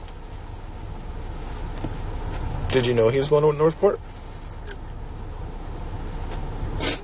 I thought when I woke up and he wasn't in the hotel, I thought he had gone to the Target Plaza right next door to the hotel we were staying at, because he likes to go shopping when he's stressed. But that's not what happened according to you guys. He actually went all the way to Northport and came back. So when he gets stressed, he likes to go shopping. Yeah. Okay, did he? Oh, good point. Pure Grace 555. I love the number 555. Okay, the Whyyy, that was random, I know. Okay, the Whyyy Allen situation. That is why she was going to disown Maddie when she was 18? Question mark, question mark. Do you remember her saying that? Well, Jen herself doesn't remember. She said in an interview that, well, I don't remember saying it, which was also quite odd to me. But, I mean, was it like a drunken rant or what? Jen does say that morning, she's like, I was kind of drunk. I'm like, were you drunk though? Because she said that in a police interview, remember? And I was like, oh. Okay, that might explain something, but who knows?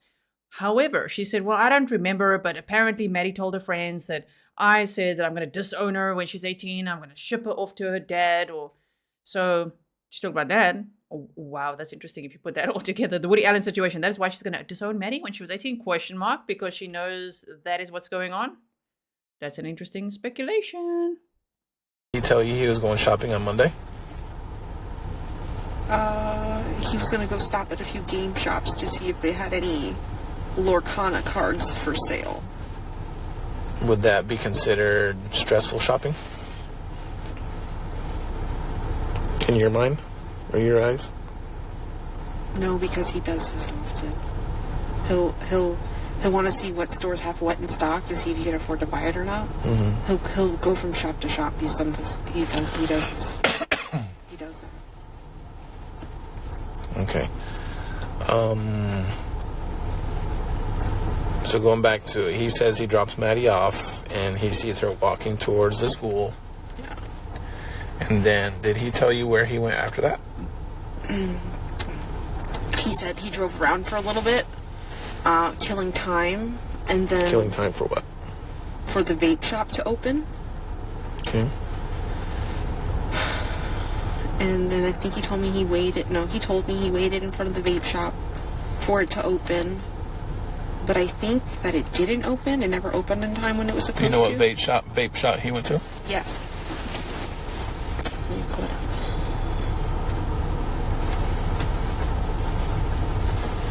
And I know that I brought this vape shop up to one of the other detectives earlier, and I had shown them this location.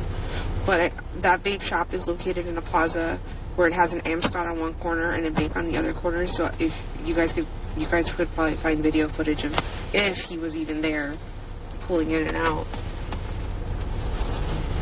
That's in Hunters Creek.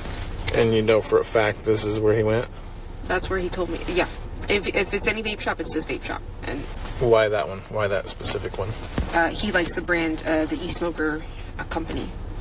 And that's where he gets all of his vape stuff. He won't go to any other vape shop around here. He goes to that one. He's very particular. He's fancy when it comes to vaping. He only goes to that store.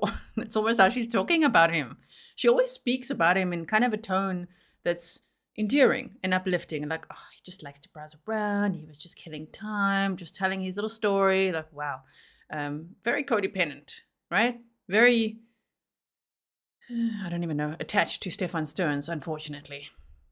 Colette said, killing time. Interesting choice of words. Yeah, and Stephan Sterns said that a lot of times. In his interview, he said killing time a lot. Meandering and killing time. Interesting choice of words, right? Courtney said, I'm sorry, but obviously Jen was aware of some things he was doing to Maddie for her to say, I always told Stephan that my biggest fear. My goodness, yes. Yeah, he was window shopping, but he was there going to the vape store. She answered quickly, huh? Because when they said, killing time for what? I thought there she might get a little stuck, like, oh crap, killing time for what? I don't know. What was he killing time for? For the vape store to open. Wilford Brimley said the difference in stories about the dog at ATM doesn't make sense. If Stephan Sterns was seen at 7:35 and back at 8 for the clicker, no way Jen's story makes sense from the get-go. It doesn't make sense. And if you listen across the board to all her interviews, because my goodness, there's been a lot of them. There's been a lot of police interviews of Jen Soto, which is also interesting. It's not like they interviewed her once and they're like, okay, no problem, you're in the clear type of thing. You know, like, okay, I think a lot of us are also like, whoa, what's going on here? Because of the volume of interviews as well. Of course, at that time, they interviewed her so much because they were looking for Maddie. And at that point, they found the evidence on February 28th on Stephan's phone, and they'd seen footage from the complex of him at the dumpster and with Maddie strapped into the vehicle, and they said she looked deceased. So they were like, whoa, we need to find her body. So they grilled the two of them, right? But yeah, her story makes no sense, and if you listen across the board, she changes the time. She says like 8, and then she says, oh no, it was actually 7, and all of that. What time is this vape shop supposed to open? Just say on there, Kyle. 10 a.m. Okay.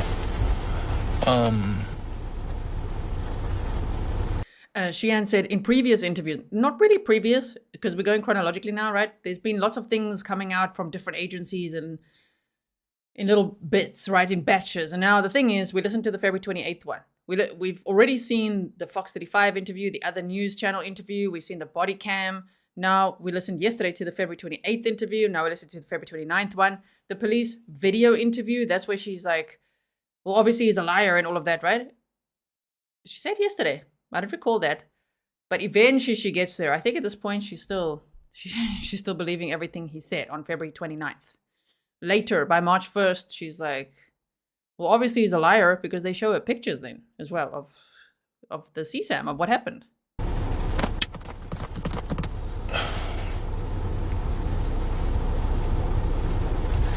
When you guys are here, are you guys assigned garage remotes?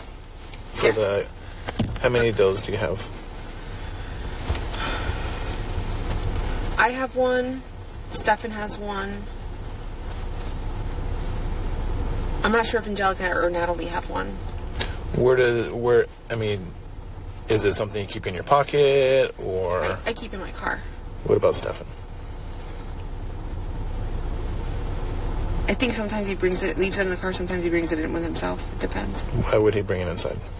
I'm not sure. Does that seem normal to you? To bring a garage remote inside the house? No. But he said that morning he left the house. He said that morning he left the house and then returned again because he forgot the garage clicker, so he came back to get the clicker. I don't know how true that is or not. Do you think that was odd? He's a very forgetful guy. I don't fucking know what to think of him. Yeah, that's true. Stephan said he's the ex. Why did he have one? Mm-hmm. Anymore. I don't know if he's lying. I don't know. I don't know. All right. So you know you're all around. Yeah.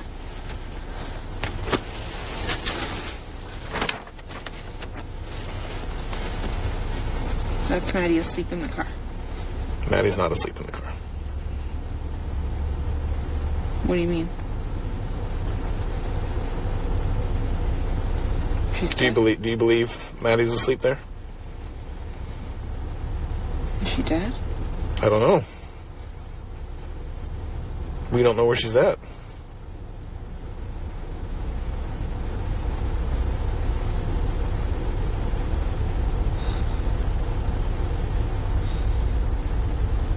That's an odd way for her to be laying down sleeping.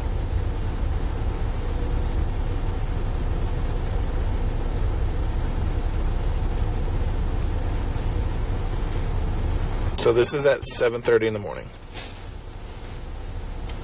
Ish. If it's not clear to anyone, they're showing her a picture of Maddie in Stephan Sterns' dad's vehicle at 7:30 in the morning. By 7:35, he was at the dumpster throwing her backpack away with a laptop and one crock, and it was covered in paint. Very strange. So at 7:30 in the morning, they're showing her a picture that they have from surveillance cameras in the complex of her in the vehicle, and they believe she's already deceased. Based on how her body is positioned, they said that her mouth was agape, and she was tilted to the left. So she's like, that's her sleeping in the car. And they're like, no, that's not her sleeping in the car. And she's like, oh, is she dead? Still, yeah. Raven says, OMG, her reaction is so pathetic. I mean, she might be in shock, but still to be like, wait, what? Like, is she dead? But she's just like, oh, is she dead? Oh, okay. And then, yeah. Perfect TV said, is she dead? Heavy breathing. She knows they know. Yeah. It's way too early. But you said you thought around 8 o'clock. Because I assumed that he was getting her ready for school. So that would be the time he'd wake me up and take her. Was earlier. So just for the reporting, this is a video from within the complex that shows the front angle through the windshield. Yes. So the next picture is going to be Maddie in the front seat of Stephan's car. You see, right here? Mm-hmm. That's taken at 9 o'clock near SeaWorld. 9 o'clock in the morning? Mm-hmm. What the fuck? Where did he go? I'm hoping you can tell me that. To SeaWorld? He's near SeaWorld. That's International Drive. Does he know anybody up there? I don't think so. He doesn't have likes to go? He doesn't have many friends like that. Like, not locally. Does he have anywhere he would like to go? Is there a special place he likes to go?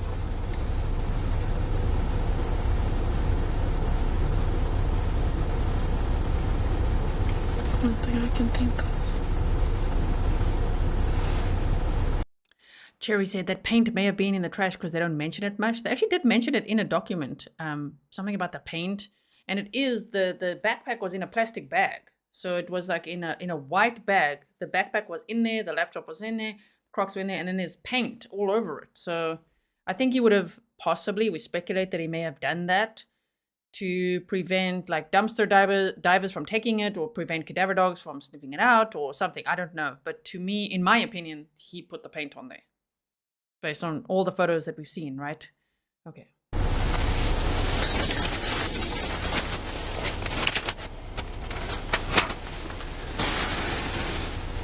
Here's another picture from the dumpster in Venetian Bay of Stephan throwing away trash. What day? That's going to be Monday morning, probably around 7:45. Has the dumpster, has that already been taken? Have you guys been able to look at what was dumped? Mm-hmm. What was thrown out? What do you think was in there? Clothes? I don't know. What makes you say clothes? I can't tell what he's holding. I don't know if it's a plastic bag full of stuff or... Inside of that bag is Maddie's backpack, Maddie's school computer, and one of her Crocs.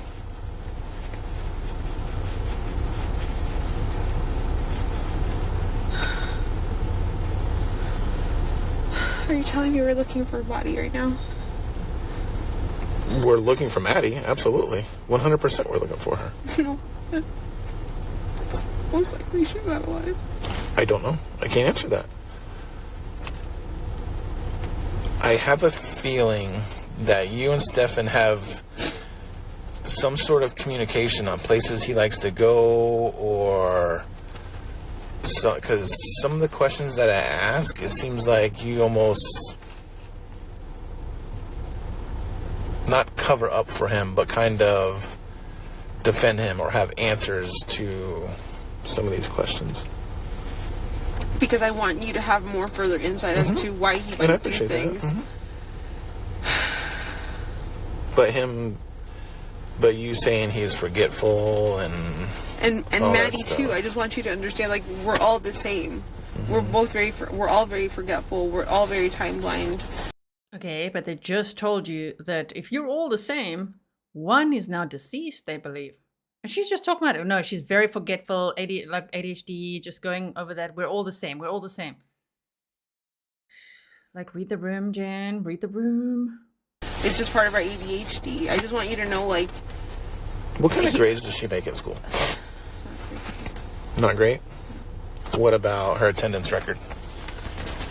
She's got a lot of doctor's appointments that we've gone to. So she's got a lot of absences. Are they excused or unexcused? I want to say for the most part excused. Every time we take her to the doctor's office, I bring a note. Do you know that for sure, or... We're working on getting her school attendance record. I'm just wondering if you being a parent, I would hope that you would know kind of like what her... Because I know my daughter's school, that if any of them miss one period or 2 periods or something like that, they will call me and say, hey, such and such missed periods 3 or missed period 7 or something like that. They don't do that. They send out an email and a voicemail, like an automated voicemail, saying your child was absent today from Hunter's That's what I Middle just said. School. But not period 1, 2, 3, and it's not early in the morning like some other states do. It's late in the evening at 5 o'clock, or it's really late. Totally after the fact. Yeah, totally after. Like, it's. Have you got a lot of those phone calls of her missing class?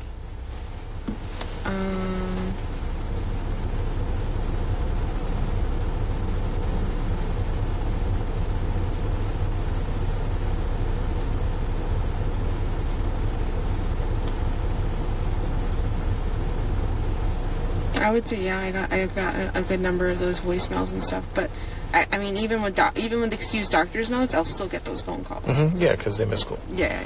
So yeah, I've gotten a lot of those. Okay. When you say she doesn't make good grades, what's considered not making good grades? C and under, C, D, F. She's got an IEP. She struggles with. She's got a few learning disabilities with reading, with mathematics. Her ADHD doesn't help anything at all. She's very spacey, very... Like, she could see a squirrel and completely forget. Like, the teachers have told me, like, they'll tell her to do her work, and she'll be like, oh, okay, and then see something, completely get sidetracked, and then forget. And they're always on top of her. But, yeah, she's just... I forgot where I was going with this. I'm sorry. That's okay. Her grades and attendance. Oh, yeah. Her grades suffer because of her ADHD for sure. And I think that's one of the biggest reasons she got an IEP is because she's technically 2 years behind with her reading level.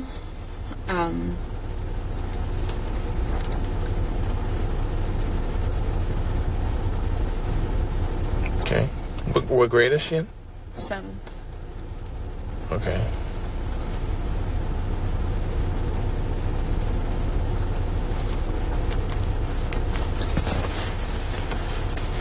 And I know we talked last night too, and I just kind of want to reiterate, has she had any changes in her behavior in the past few years?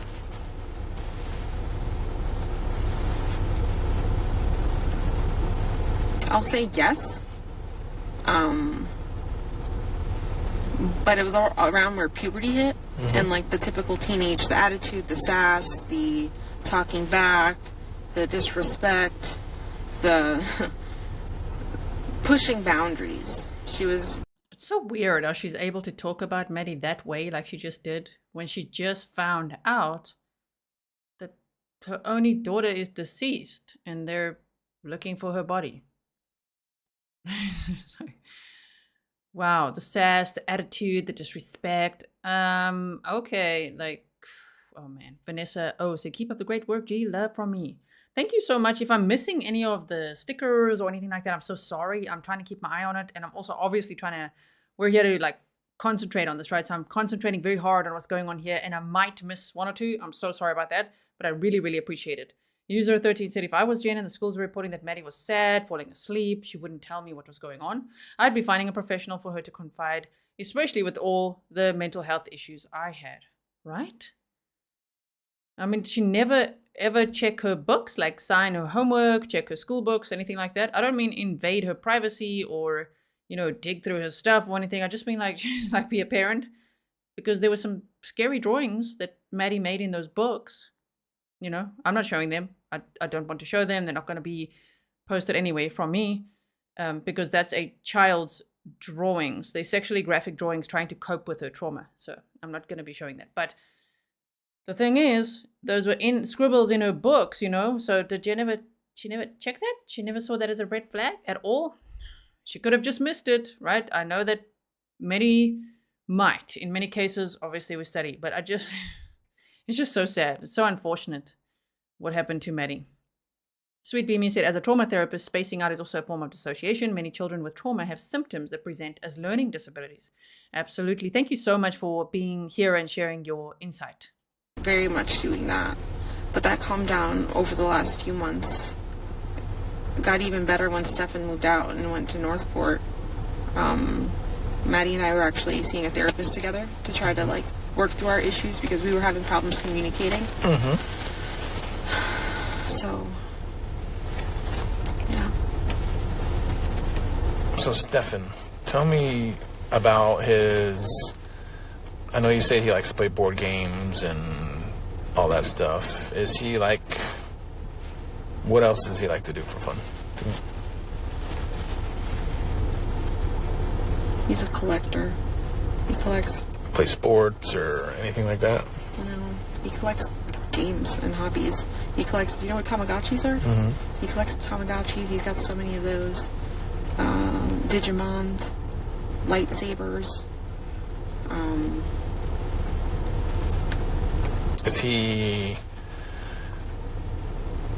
Does he like to go camping? Does he like to go to the beach or any of that stuff? No. The beach makes him self-conscious because he doesn't like how his body looks. He calls himself flabby. But, no. He's not an outdoorsy person. He doesn't play sports. He doesn't like the beach. Okay, he used to... Okay, this may be irrelevant. Back a few years ago, I used to own a scooter, an electric scooter, and he owned something called the One Wheel, which is kind of like a scooter, but with one big round wheel in the middle. We would take that and ride around. The Kissimmee Trail connects back here, so we'd take that to the Kissimmee Bridge, do that trail over there, come back, or also go into Shingle Creek, cross the street, across Hoagland, go behind an apartment complex, and we end up in Shingle Creek. We would ride all of that and explore all of that wetlands and greenery back there. But we haven't done that in a while. We haven't owned scooters or electronic devices in a few years. Okay. Tell me about, you said there was an apartment in Northport. Yeah. Is that... Just a pause. Beck said she knows so many more details about Stephan and what he likes than I've heard her say about Maddie. That's what I'm saying. She talks about him in such an endearing way, just about oh, he like to collect Tamagotchis and, like lightsabers. And I mean, I would like to see her face in that moment. Do you have a twinkle in your eye while you're saying that? But then about Maddie, it's ADHD, the disrespect, the sass. Is there anything nice you can say about your own daughter who they've just told you, the police told you they believe she's deceased and they're looking for a body? It's unbelievable, right? Michelle said, Dear Madeline, you have the love and support of so many now that you deserved in this life. We will say your name and share your story. Justice for Maddie. Yes. Stephan's mom's and dad's? Or you guys had a separate apartment? We rented our own separate apartment. Okay. Where was that? Obviously Northport, but you remember the complex name? Let me see.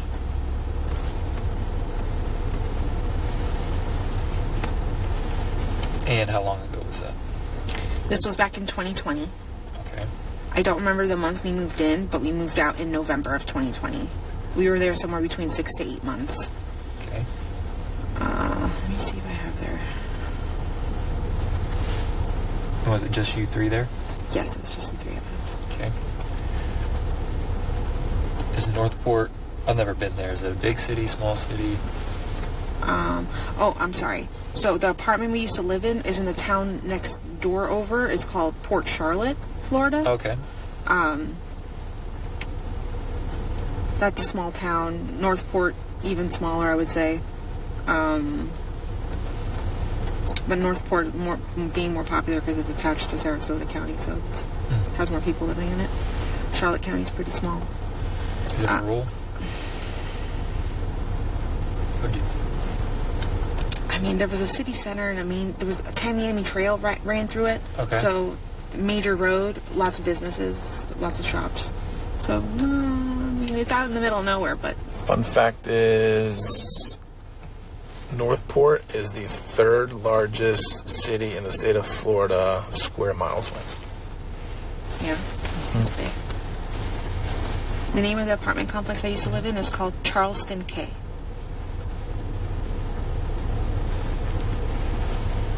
Does it still exist today? Is that still what it's called? I'm not sure. I can Google. She's like sounding so upbeat right now. I'm not sure. I shouldn't say ask Uncle Google. Sorry, that's what I say. I can Google it. What? So that's it? She accepts things so quickly about Maddie, but not about Stephan. She can't accept that he's the guy that sexually abused her daughter, or that he's the guy that they think did something to her, murdered her. Nah, she can't. She struggles with that. But if it's like, oh, okay, well, so, right, about her daughter, she just accepts it. Even they just showed her a photo that they believe she was deceased in the vehicle. Wow.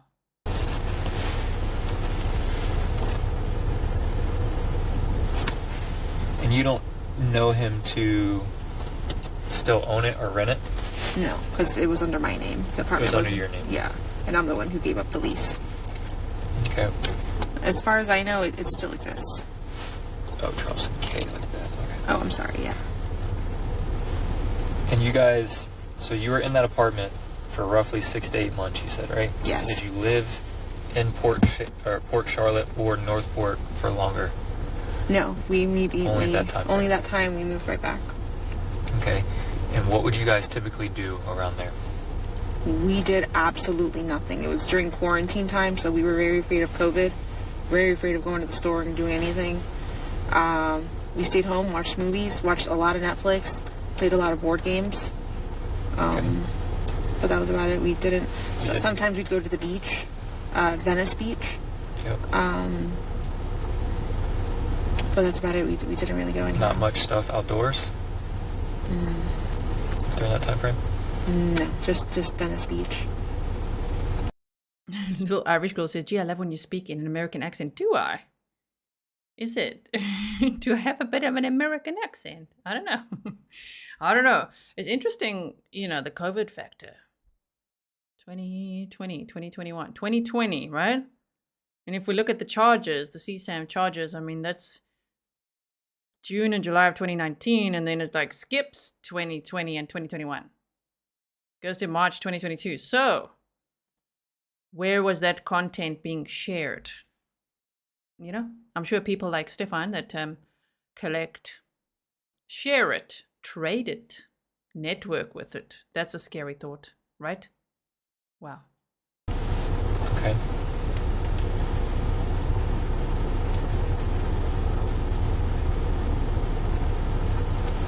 When did you realize that he went to Northport recently? When one of the officers told me. Okay, so what night was that? Last night. So they told you last night, or he went last night? They told me last night that he had went earlier that morning to Northport with my car. Were you guys staying at the hotel together? Yeah. Okay. Did you not notice him gone? Did you sleep through it? I slept through it. I went to sleep around 3:30, 4 o'clock in the morning. Okay. And I did not wake up until 9. And that's when I noticed he was gone. And I called Stephan's dad, Chris, who was in the same hotel. And I said, hey, is Stephan with you? He goes, no, he's not with you. And I'm like, no, he must have left and my car keys are gone. He's like, oh. I'm just like, maybe he ran out to get some food, or maybe he ran out to get something, or to Target. And he's like, okay, we'll just give him a little bit to wait. Why didn't you call him directly? Stephan? Mm-hmm. You have a phone? I don't think he had a phone. Okay. I think his dad eventually did give him a phone for him to use, but that was later that morning, and I was never given that phone number either, so I never had a way to contact him. Okay. Why do you think he would go there? I was told he went into a storage unit. I have no freaking clue what he would be getting in a storage unit or hiding. She's feeling, I have no freaking clue what he'd be getting. Why is she speaking like that about him? Cat, Love, Dreaming Peach said, has Jen's mom or sister said what they think? I would love to know what they think now. Right? That would be interesting to hear. Well, now what? In hindsight, where is Jen? Firstly, she's still staying with her sister? Where is she? And what does her family think now? Do you know about the storage unit? I have heard of the storage unit. I've always known Chris or his parents to always have storage units. They own a lot of shit. They're kind of a little bit like hoarders, but they own a lot of stuff. They have, I think, a few storage units, or they did. I think they may have condensed down to just one, maybe. But yeah, I've always known them to have storage units. Okay, and if you... Oh, thank you, Maurice. And Jen is saying that they're hoarders, that the parents are kind of like hoarders, like Jen. Like, have you seen your own space? Like, did you see her own room? Nobody's shaming her or shading her. She's the one shaming everybody else. Maddie's untidy, doesn't keep her room tidy. Stephan's messy, that's why I broke up with him. His parents are hoarders. And your room is? Wow. If you were to leave from Kissimmee, what way would I go to get to Northport or Port Charlotte? I-4 down to 75 to exit 179, I think, Toledo Blade Road. Toledo Blade? Yeah. Okay. And they live pretty close right off the highway.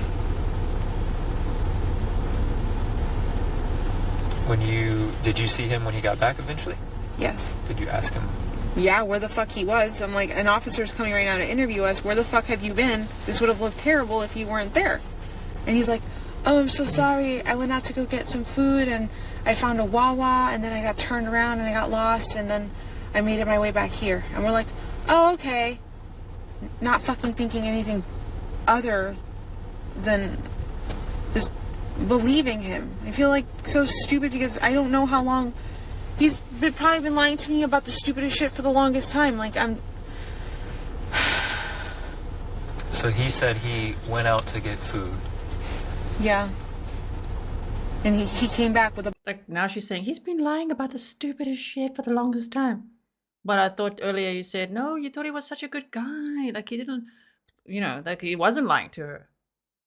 But she does at some point, like now, say, now in other interviews where she'll say, well, he's obviously a liar. And there was also the time where she said that her and Maddie suspected that he stole Maddie's Christmas money and that he would steal from his parents. Like, wow, just Kim, thank you so much. He had a cup of from Wawa. He was drinking a drink. Do you remember what time he got back?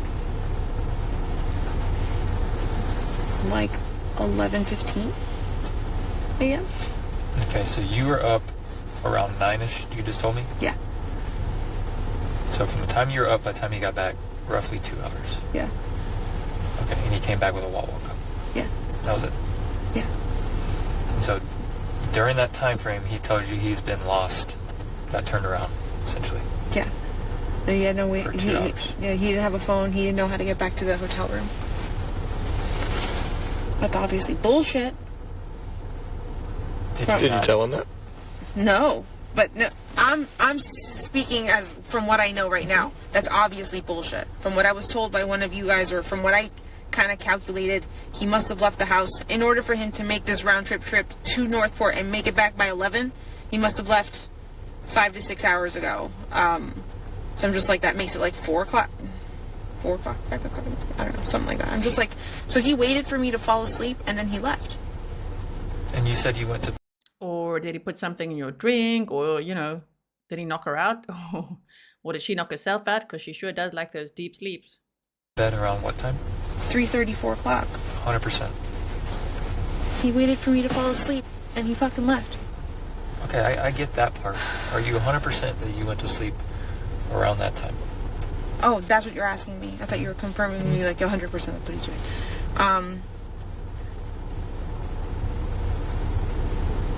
Trying to see if there's any way I can like...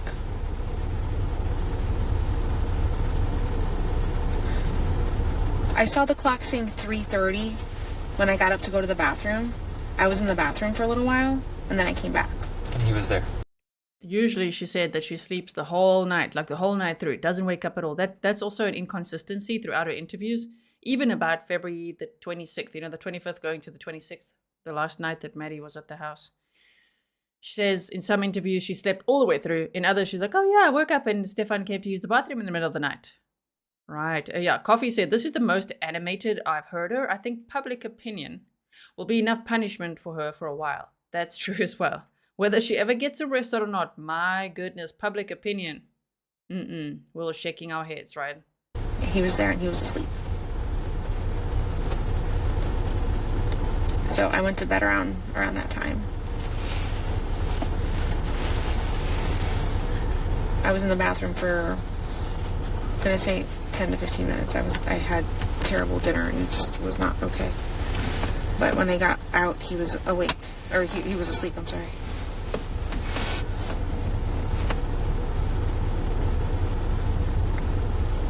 He actually mentioned, oh man, I woke up really early this morning, around 4, and he mentioned waking up around 4-ish, because he had really bad diarrhea, and used the restroom. He mentioned that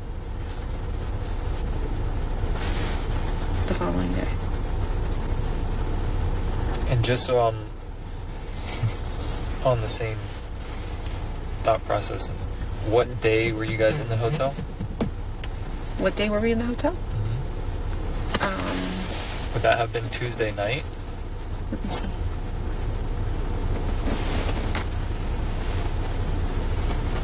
Really late Tuesday night, so I think it was technically Wednesday morning when we checked into the hotel. It was really early.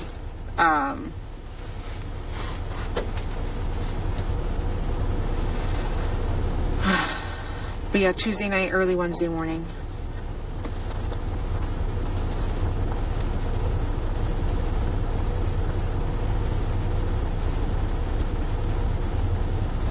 Okay. I want to divert a little bit with Maddie.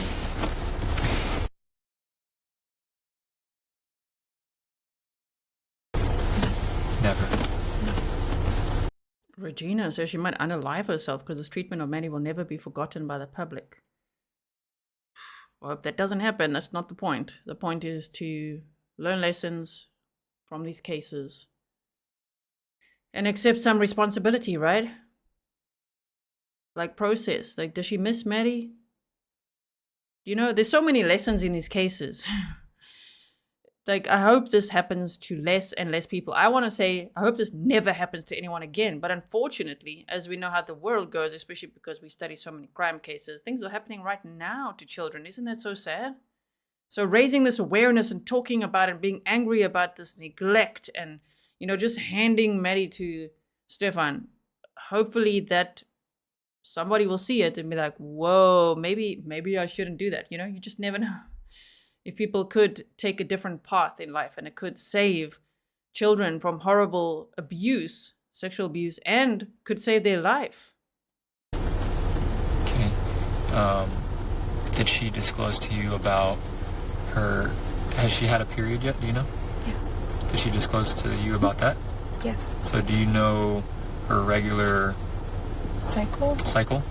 I usually put it... She usually tells me when she gets it, and we put it in an app. Mm-hmm.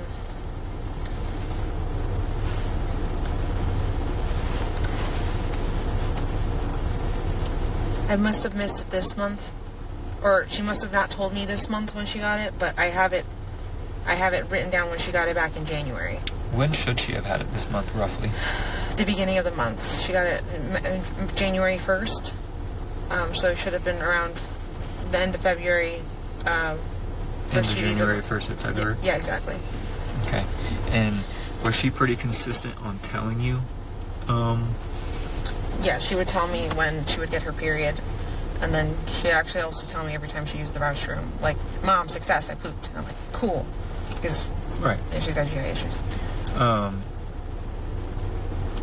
And she didn't tell you about this last cycle?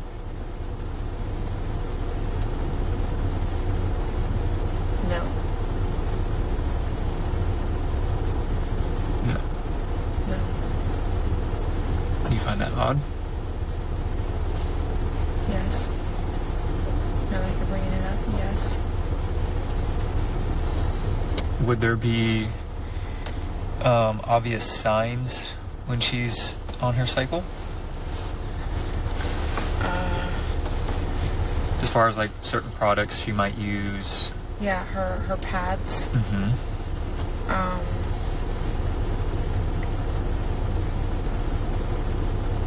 The pads she would use.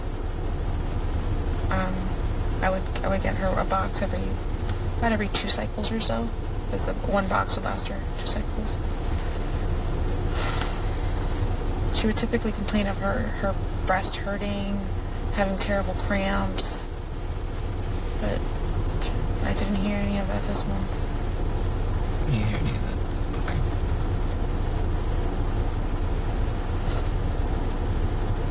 But you said she's been consistent every month telling you about her period? She's been late a few times, and she's told me, or sometimes her period has lasted way longer than normal. I'll call it irregular, because mine was irregular when I was younger too. So I just assumed just her body working through it, trying to regulate itself.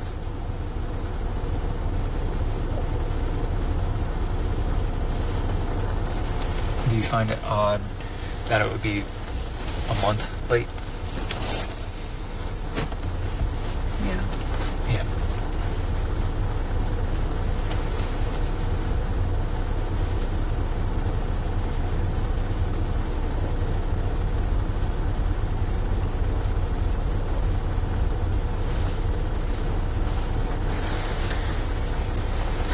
Those images you guys showed me with the car, is there any more? I mean, none that I can show you right now, but yes. I know that she would probably want to see more images to have more evidence so that she can convince herself, but it's also quite hectic how she's able to be like, can I see more of those? Because she asked the same with the CSAM pictures, right? She wanted to see the pictures. She wants to see more of these pictures. And again, I say, I understand that she wants to like, just give me more evidence so that I could process this and believe what you're telling me. But it's also like, whoa, lady, you can't unsee that. It's very scary, right? Quite a few. But we don't see where he ends up going in the car.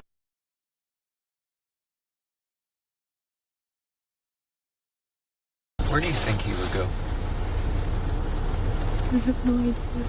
If I knew, I would tell you.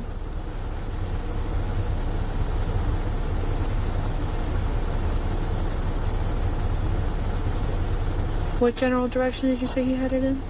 He's all over the place.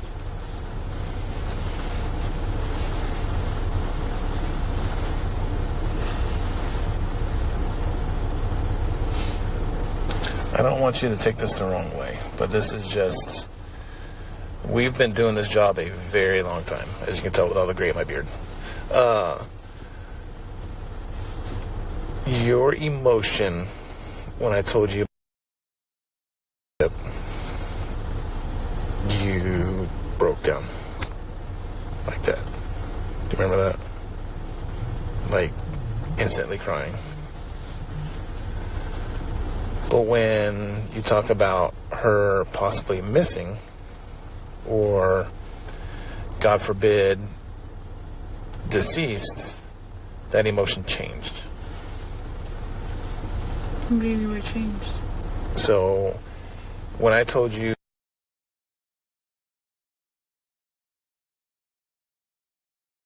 you broke down and started crying, okay? But then when I showed you the pictures and said that she may not be asleep in those pictures, your emotion just changed. I don't want to believe it. I want to... In my heart, I know you're showing me what you're showing me, and you're telling me he threw away her backpack. And I want to assume the worst. I don't want to assume the worst. I want to assume that she's still alive, that she's out there, that he's hidden her somewhere. But with what you're showing me, it feels like we're looking for a body. I'm just in shock.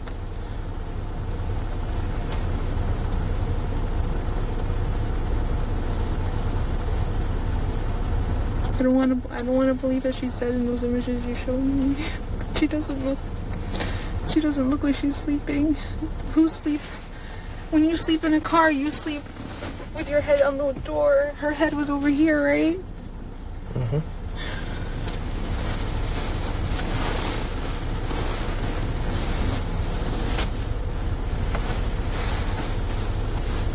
I don't know what you want me to say or do, or just want my daughter back. And this is exactly what I was just talking about. We are literally having a conversation right now about Maddie possibly being dead. Yeah. And you have yet to shed a tear. But when I mentioned to you that you were crying violently almost. Do you understand what I'm saying? Because that was physical proof. That was proof of what was happening. Mm-hmm. That destroyed me. Until that picture of her asleep or not asleep in the car is not proof to me until I see a body. Mm-hmm. I have hope that she's still alive. But I don't know. With what you're telling me, I'm starting to fucking doubt everything. But I can't tell you why I broke down over one, and I'm being really serious now. I just...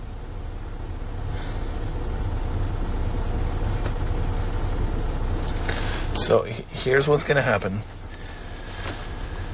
Starting tomorrow, actually it's already started, but tomorrow there's going to be information being released between our department and Orange County's Sheriff's Office. And there was a press conference, and because of that press conference, there was a person who saw that, a witness, a tipster that then called in. They flooded that area, swarmed the area, and found Maddie's body. It's so important to share those press conferences. You just never know who's going to see it and be like, wait, I saw that vehicle. I saw that guy. So yes. Now this entire investigation is the Kissimmee Police Department's investigation. Okay. I think I told you that last night. Yeah. Okay. Right now, we are probably going to start working this case as a homicide. Okay.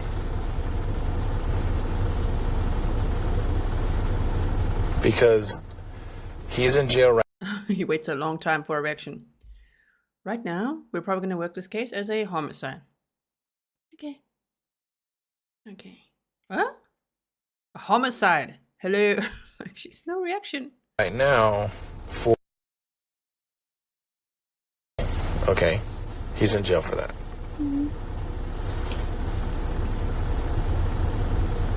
But we believe he possibly has done something to Maddie. And we want to know where he would possibly go.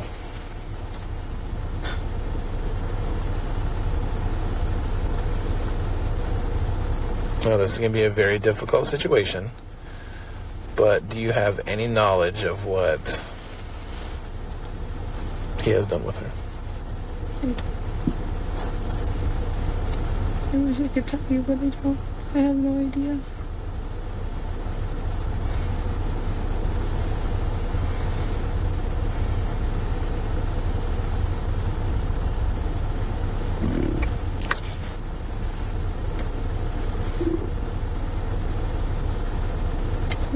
I wish I knew. I wish I knew I would tell you.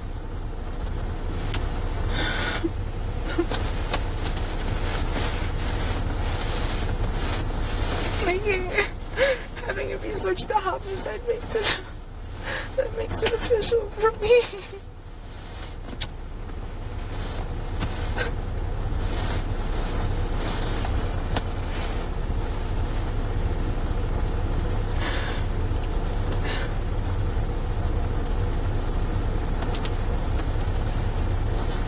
Is there any more images you could show me? Not at this time, no.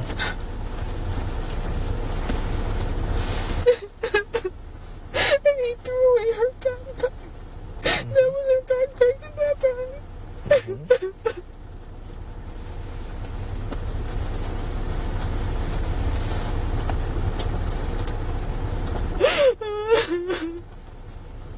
How long does somebody go to jail for this? Please tell me. It's so much. If he did something to her that led in her death, yeah, he's going to prison for life. Yo. We're going to listen. If I say yo, that's South African. We all go yo when things get very hectic, okay? It's kind of like Omo word, like sure. I don't know what the American equivalent of that is, but sure, yo. Just like, later she says FM and all that, we'll listen now, but like, how long can someone go to jail for what? Like, such a weird question. It's such a weird question in that moment. Like, he threw her backpack away? Yes, and they're telling you this is a homicide investigation.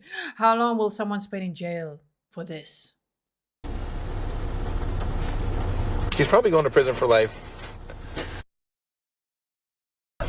So, like, multiple life sentences, fine. Fuck him, oh my god.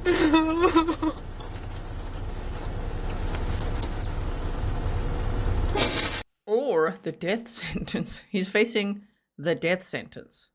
You guys want to hear the whole sentence there? Let's hear. I went back a few seconds. Now listen how she says it all in one go.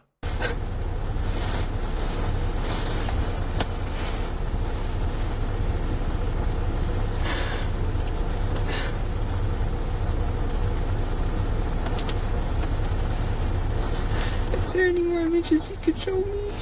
Not at this time, no.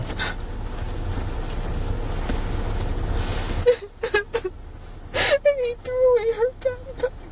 That was her backpack in that bag.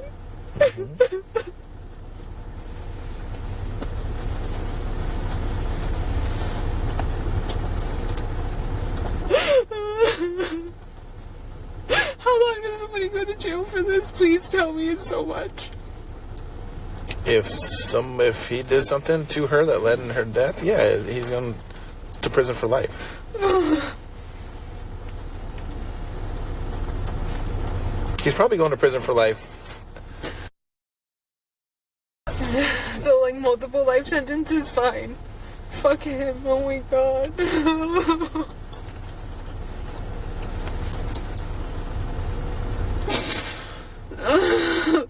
Has he tried reaching out to you from jail? No. Has he tried reaching out to anybody from jail? I don't know. I talked to his dad earlier, but he didn't share much information. I don't even, did I ask him?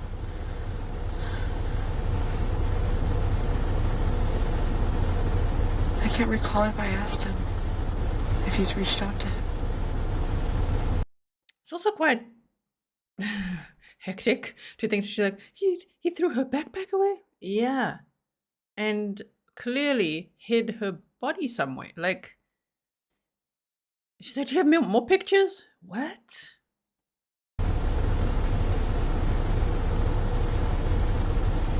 I don't remember his conversation this morning.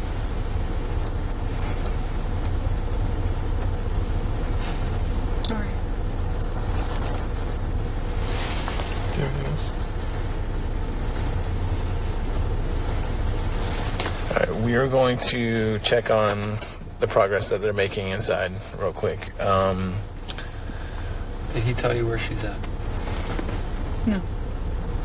I haven't spoken to, like, since when? Like, in the hotel? Anytime. No, never. Like, we need to find her. I know. I wish I knew where to tell you guys to look. I fucking wish. Like, could you show me, like, a map of where around town he was so I could point out maybe this, maybe this, maybe this? There's too many places. She sounds like curious, tell me more. Like, where was he? And earlier, she was so adamant about the vape shop having video surveillance, right?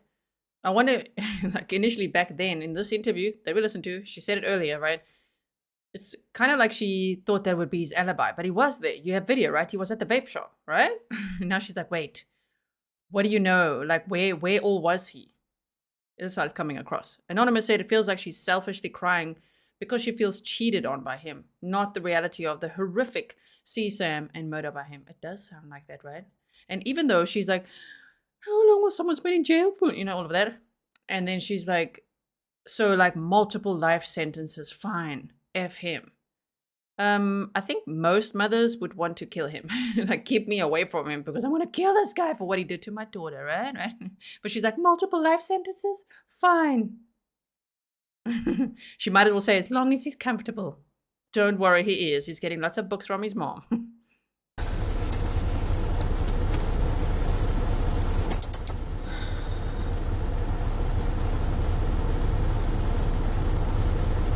Has he ever talked about giving Maddie medication? Like any of his medication?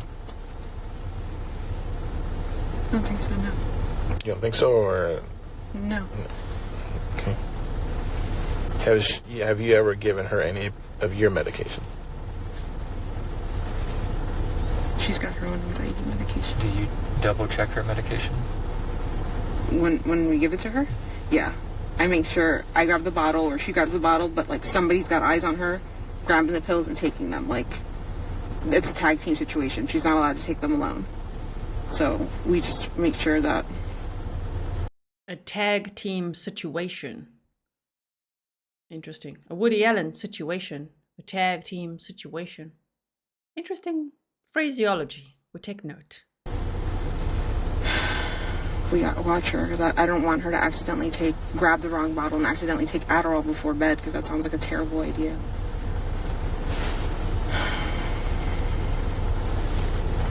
How long have you guys lived in Osceola County? On and off for 12 years. What about 7? On and off for 6.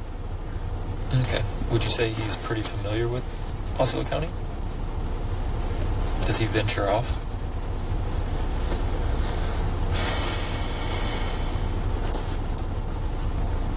No. I know he'll visit he likes to visit gaming shops and like board game shops. Does he drive around aimlessly just to kill? Just to drive? I don't think so. I think he goes out with plans.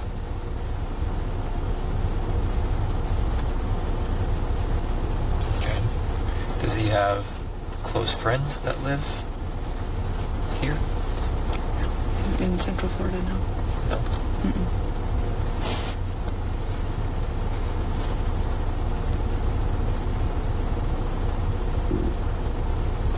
The majority of his friends are in Northport, Florida.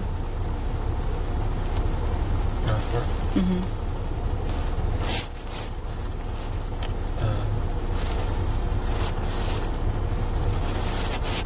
Does he go about 7 minutes left of this this police interview today. Cars. Is he good with cars? What do you know how to change the oil, change a tire? I mean, supposedly he said he changed the tire on Monday and hurt himself. So I don't know. I don't know how good that makes you if you hurt yourself. But yeah.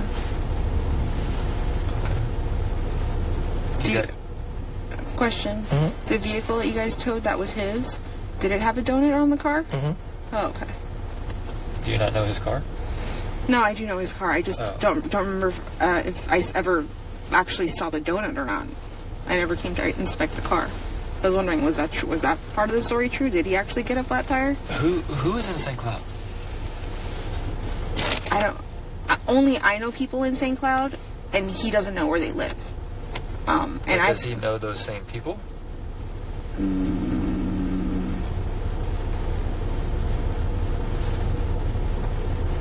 He's met them before and talked to them before when they've come over here.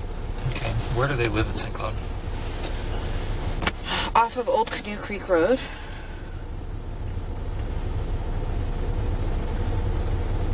Do you want me to get you an address? Sure.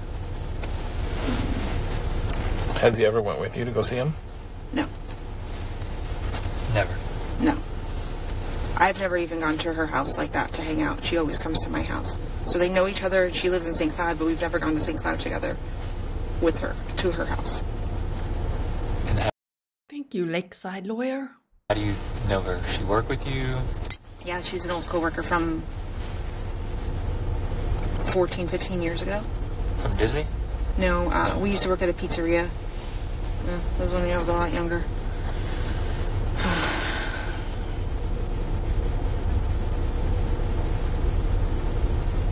Are you texting her? Would you like me to call her or would you like to text? No, I thought you were just gonna pull it up. It's off Old Canoe Creek. Yeah, I don't know her exact. I don't know the exact street or address or. I want to say it's actually. Hold on. If I pull up a map.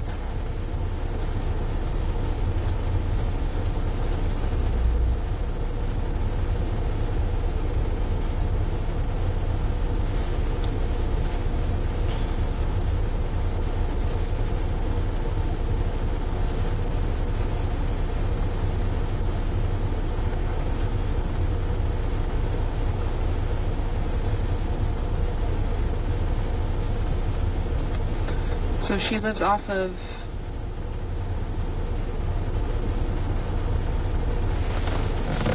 this road right here, Nolte Road in St. Cloud. Mm-hmm. Nolte? That's 182 right there. There's Yep. Old Canoe Creek, Nolte. She lives around there. Would you be able to point it to me? To which house? No. Not the specific house, but like, is it in a neighborhood? Does she have her own land? It is in a neighborhood. I don't remember where though. I don't know how far down. I have to drive down Nolte. Are you familiar with Nolte? No. No. No, I think I've only dropped her off at her house once. You dropped Maddie off there? No. My friend. Oh, your friend. Gotcha.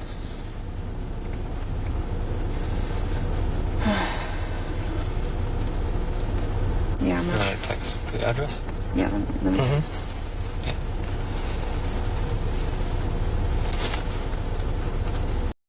Just looking at the map quickly a little bit.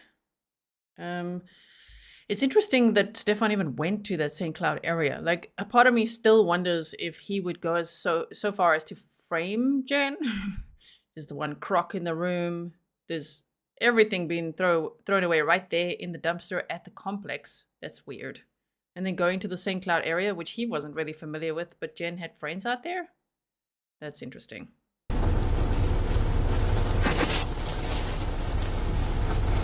And what was her name? Michelle Michelle. Mason, Masson. 2 S's? Yeah.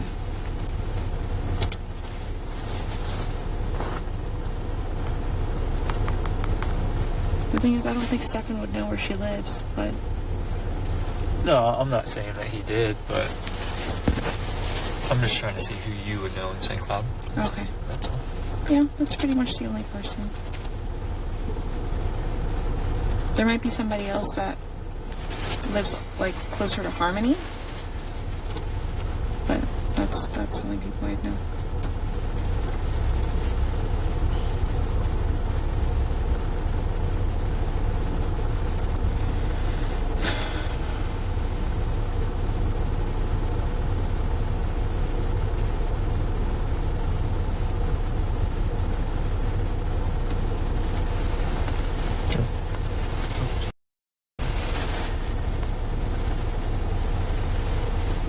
What does it say?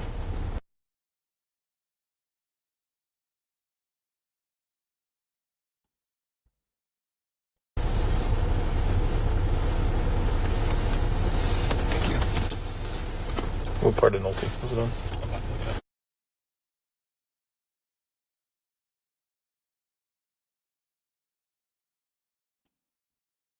I have more and more people saying that. We've got about a minute left. Hold on.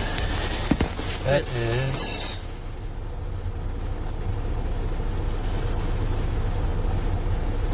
So, Stephen's Plantation. Stephen's Plantation. It is gonna be. I don't know what neighborhood that is. But if you go on Burberry Place. Okay. Yep, I know where it's at.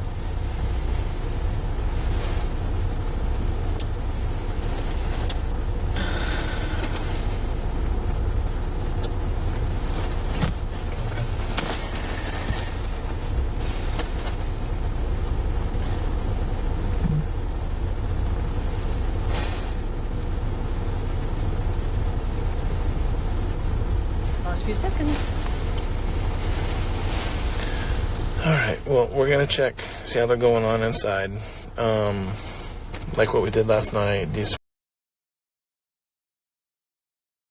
Oh, and that's... Hey, we've got 10 seconds left. Don't do this now, the little circle. No buffering. None of that. My word.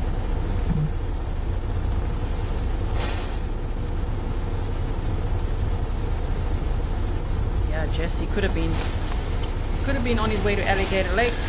Alright, well, we're gonna check, see how they're going on inside. Like what we did last night, these... Wow, and it just ends right there. Well, there's 10 seconds. So that's the end of the interview, right? I don't know why it buffers right there. Sorry about that. So, let me do this quickly. I put the no commentary version. It's in the description box, okay? So if you want to go re-listen to it again without any pauses, any comments on the screen, anything like that, then you can go listen to that. Somebody saying, tell us about the trial. I've told you multiple times. I don't know when the trial date is. The next court date is October 14th of this year for Stephan Sterns, okay? He won't be there. His lawyer will be there on his behalf. He hasn't appeared at any of his hearings because he's too much of a coward. And he's waived his right to do that. So, he will not be there. The lawyer will be there. October 14th, there's a hearing. And they will decide from there what happens next. So hopefully we'll find out, well, did this coward now, did he plead guilty? Or because I wouldn't be surprised if he did that, because he really seems like a coward. But then again, you never know. He also thinks he's the smartest person in the room. So who knows? October 14th, next court date. That's when we'll hear what's happening with him. Grizzly Cat says thank you, and thank you so much. Thank you so much all for being here with me as we listen to that. Even if you've listened to it many times yourself elsewhere, this was the first time at Grizzly True Crime that we listened to that together. Let me know if you would like to continue on this path, because I know it's a lot. It's actually very overwhelming. So it's a lot, right? So we still have one more right now in Jen Soto's chronological order from the 28th, 29th, and there's one more, which I think is from the 1st of March in a vehicle to listen to. That one's about 40 minutes long or so. So we still have that one. And then, yes, there's lots of interviews. I mean, I still would like to go through Maddie's friends' interviews myself. I don't want to put their voices out there. I feel very protective of minors. But I'd like to just listen to it or find a way to, maybe alter it in a way that we could listen to it. Or I'll just make a presentation. I'll make some bullet points. And there's lots. There's like interviews with the roommates and the ex-husband and all sorts of things that I do have. It's just an extraordinary amount to work through and to present, right? And so you know I like to study it, process it, redact. I mean, even though I redact and redact, sometimes there's still things. Like yesterday, you'll see there's no live chat replay because they put Jen Soto's phone number, it was just out there. I'm like, damn it. So if you want to hear it, okay, great. If you guys want to hear it, we'll continue doing that. Obviously, we cover many cases here at Grizzly True Crime. Subscribe, put your notifications on if you don't want to miss out on the next one, okay? So right now, we're going to have a Patreon-only live stream. So if you are a Grizzly patron, that's on patreon.com/Grizzly True Crime. It's one of the best ways to support the work that I do because they obviously take 10 to 12% from content creators. YouTube, like, they're like, we'll take 50. And I'm like, whoa. So thank you so much to everyone who's over there. We're going to have a patrons-only live stream right now. And you will find the link in your email or on the Patreon app. I'm going to update you now again. All right. Maureen, thank you so much. Thank you to everyone who wanted to support the channel today, you know, not just by liking. I really appreciate everyone who likes, shares, subscribes. It's a wonderful way to support the work that I do. But thank you to everyone who bought stickers and everything as well. I appreciate it so, so much.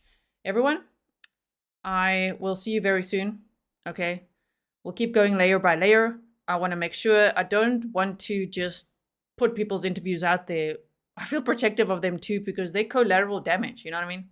Like, if it is all the roommate's the ex-husband, I understand it gives context, but I just put myself in their shoes a little bit. I'm like, damn, that must be very hectic to just be like blasted all over the internet right now. So I'm just going to take it like cautiously and I'll just listen and then I'll bring you the best of what I can find, right? Thank you so much, Maurice. Really appreciate that. So patrons, Grizzly patrons, I'll see you in a moment. Everybody else, if you want to see me more today, I'll be on Court TV. Okay, it's going to be on courttv.com, the website. I'll be there at 9 p.m. Eastern time. That's 3 in the morning for me. Do I look fresh? Do I look awake when I'm on Court TV? I feel awake because I'm very excited and very nervous at the same time. So 3 in the morning for me, 9 p.m. Eastern. You can go to the website. It won't be on YouTube yet. courttv.com. I'll be there if you click watch live, okay? Thank you so much. I'll be on for the full hour again. The full hour. Oh my goodness. Thank you so much to everyone who became members. We'll have a members only stream again soon. Go check out the members only playlist if you've never seen a member stream. They're very fun that we have there together. All right, everyone. And for everyone asking me questions about the Carly Gregg trial, we're going to talk about that now in the patrons only stream as well. All right, everyone. Thank you, mods. Thank you, everyone. Have a wonderful Friday. If it's Friday for you, if it's Saturday already, have a wonderful weekend and I'll see you soon. Bye, everyone.